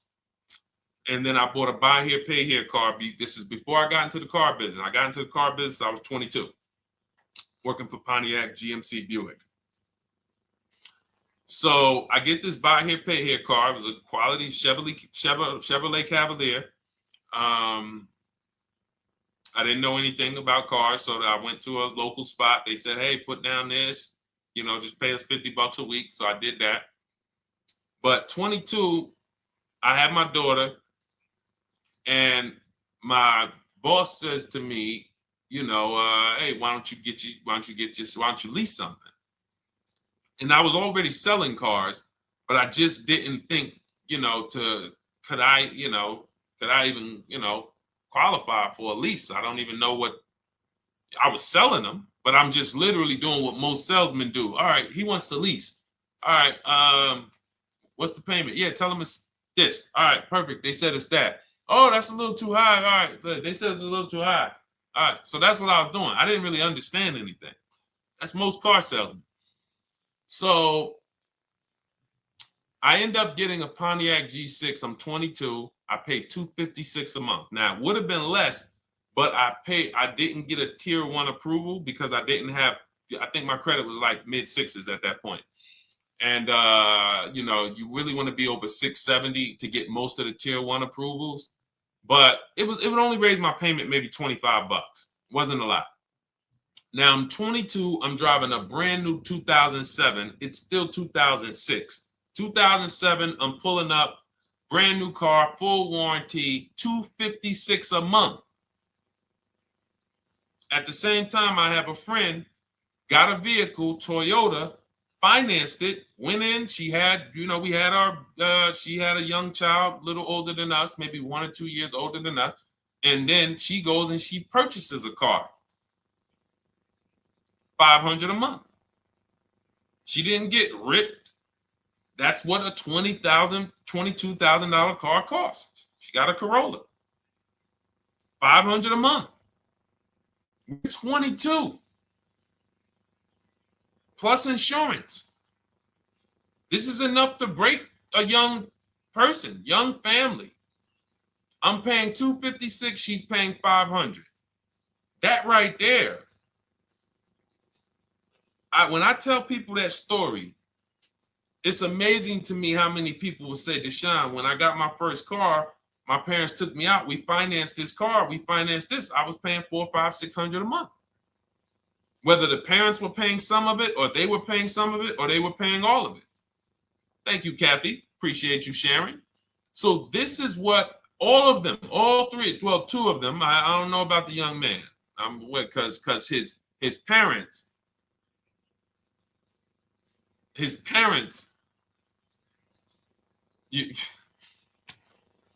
I'm not going to override your parents. And if your parents tell you that they think you should buy a used car or buy a good, then okay. But I'm just telling you, when you see my daughter and you see my niece pull up in brand new cars and they have low payments and they don't have to worry about getting stranded on the road, hey, call the tow truck. Do we still have a warranty on this thing? So I would be telling, again, 8-year rule. Because if I've had young people in their early 20s who are like, I'm not even into cars. Like, I'm going to buy this and I'm going to keep this car. Like, I'll keep it 8, 10 years. I don't. And I've had some people who they know when they get a better job, when they move to this, they're going to start a family. They're probably not going to keep the car 8 years. So it still goes back to the 8-year rule. Always. Always. Most young people, most people should be leasing their cars. That's how I did very well throughout my 20s. Praise the Lord, because I did not have high car payments. I didn't have cars breaking down on me where I had to be like, oh man, couldn't get to work today. Not many 20-year-olds, 23-year-olds are keeping cars 8 years. So when you're putting them in used cars, you're really setting them up for failure in a lot of cases, compared to if they were just leasing, getting look, because some people be like, wow, are $300 car payments still out there? Oh yeah, they're still out there. Just you just are shopping for the right car. I know India had her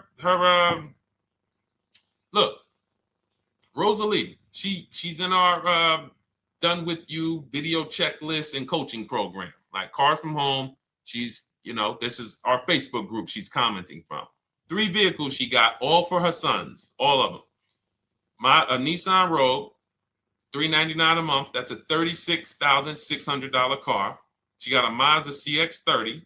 That's a $28,200 car. Payments $339 a month. $339 a month. And then she got a Mazda CX-50 for her other son, $40,000. On top, we haven't even talked about the equity and leases and selling leases and, you know, really maximizing the equity, because she said she got $6,700 selling 2 of the old leases. $6,700. Drove the cars for 3 years, had equity, bid it out, sold 2 of them, $6,700. You're probably like, Deshone, I didn't even know you could sell a lease. My question is, how much has that cost you? So when you're looking at investing in anything we're doing, be it my book, be it Shop with Deshone, our video checklist and coaching, be it our Done For You program. One thing that we do covers everything. Your first deal, if you're moving, you're gonna be like, shoot, I got everything I just invested back times 10.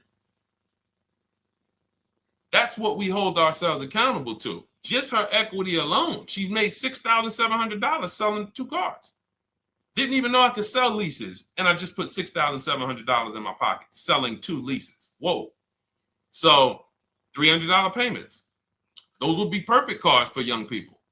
$339, that's with no money down. Imagine if she wanted to put another $2,500 down, bring the payment down to, $275. This is the way to be moving. And those of you who are getting this, are you getting this? If you're getting this, type some dollar signs. Who's getting this? Who's getting this? Type dollar signs in the chat. Who's getting it? Let's go. Who's locked in? All right. I see you, Mario. I see you, Dane. I see you, Terry Carter. I see you. Who's getting this? Who else is getting it? Who else is locked in?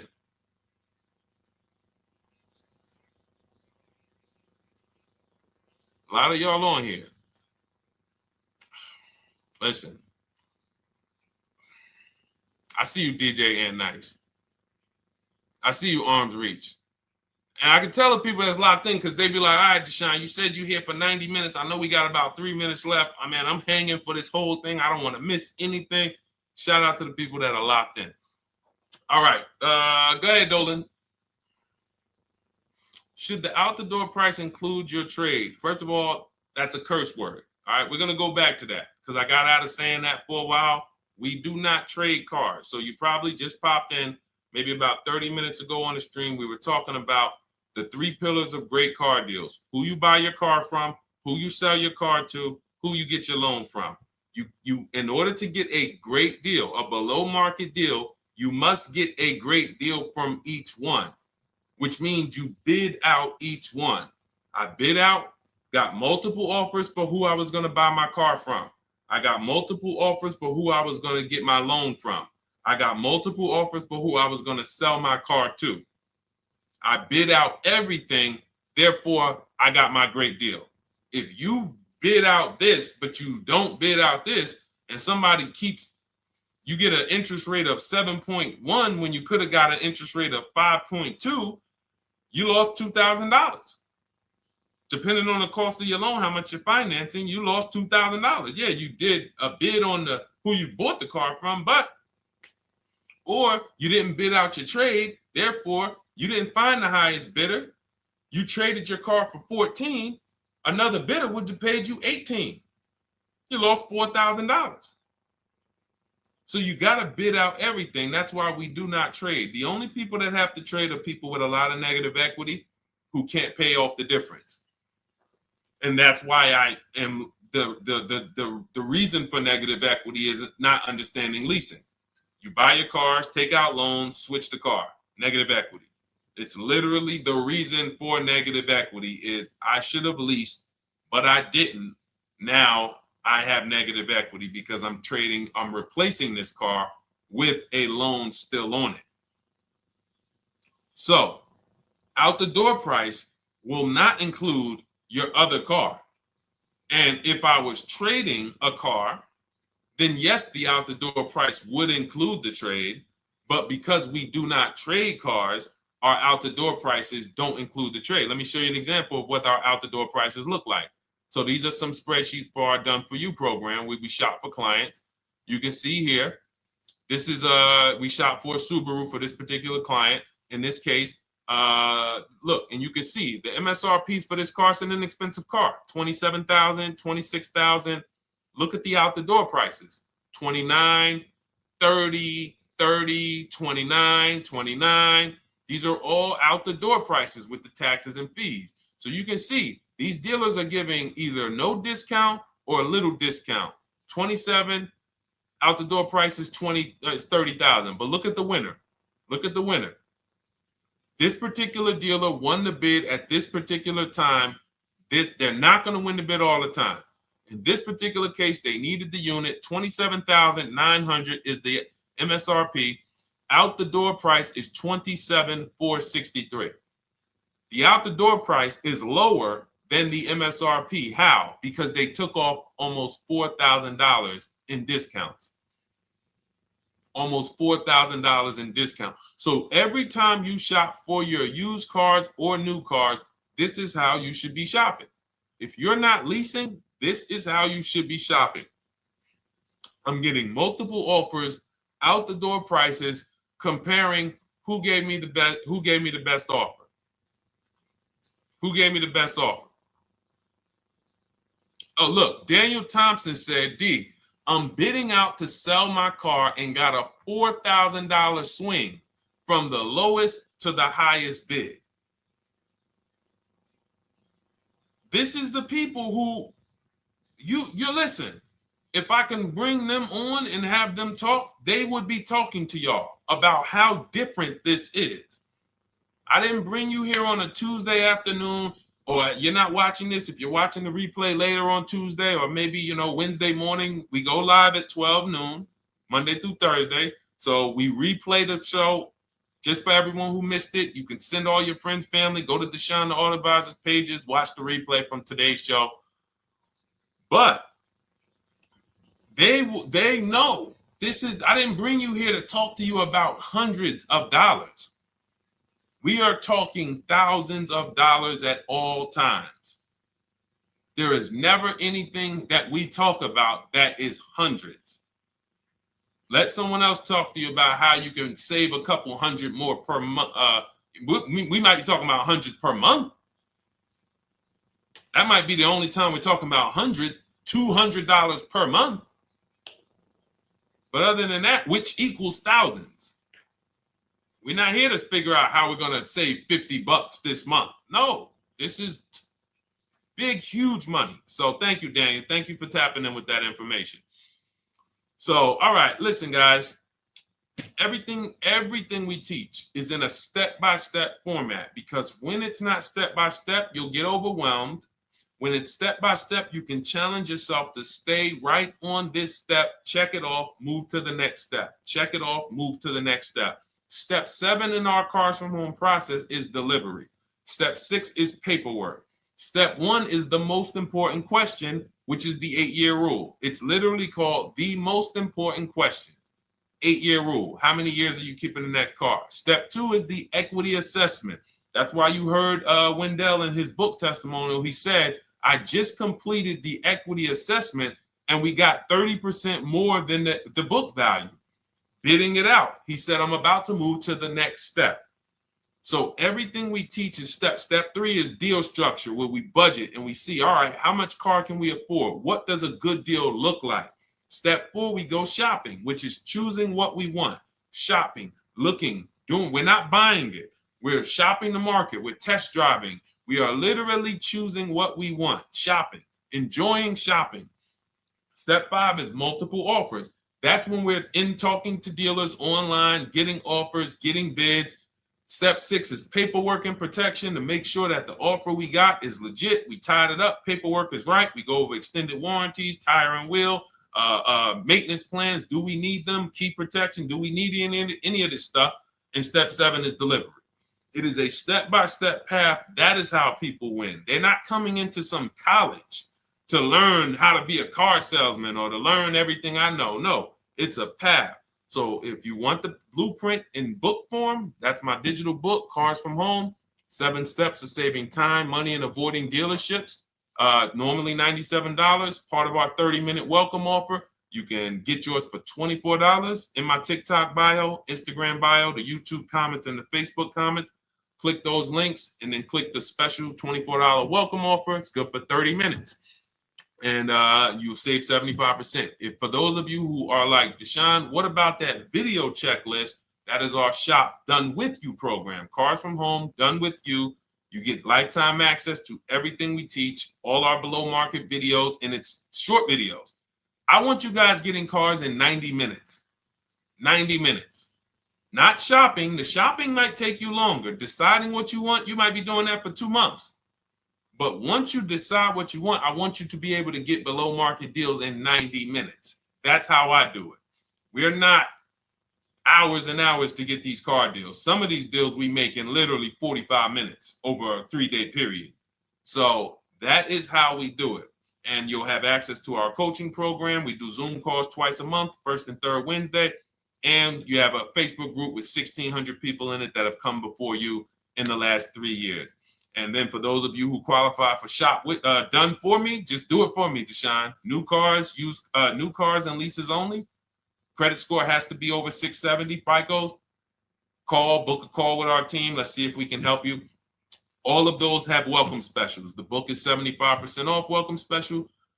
Shop with Deshone is $200 off welcome special for 48 hours. And done for you is $300 off for 72 hours. All welcome specials for people to say, all right, I'm taking action. I'm going to take advantage of a lower investment for taking action immediately. And for those of you who you're still new here, you're like, Deshone, I like the information, but I need to get, can I get some free advice first? Let me test out some free advice. You can, of course, go download our cheat sheets, and that's there as well. All of that is in the Cars from Home Toolkit. So always a pleasure. We will be back tomorrow, 12 noon. Please mark your calendars, tell your friends, bring a friend, and we'll continue to, we'll continue to do what we do and try to make sure you guys have everything you need to win every car you get. I want you sending pictures with the numbers. You know you've done it right when every car you get, you have pictures with the numbers. You know people who purchase cars all the time, all post their pictures. Hey, had to upgrade. Oh, just got this. Hey, had to treat myself. Oh, watch it now. But you never see the numbers because they really are not confident in the numbers. They don't want to talk about the numbers. Everybody who shops with us, whether you're getting our book, whether you're using our stuff, and sometimes people who they piece together my social media videos and they'll get it done.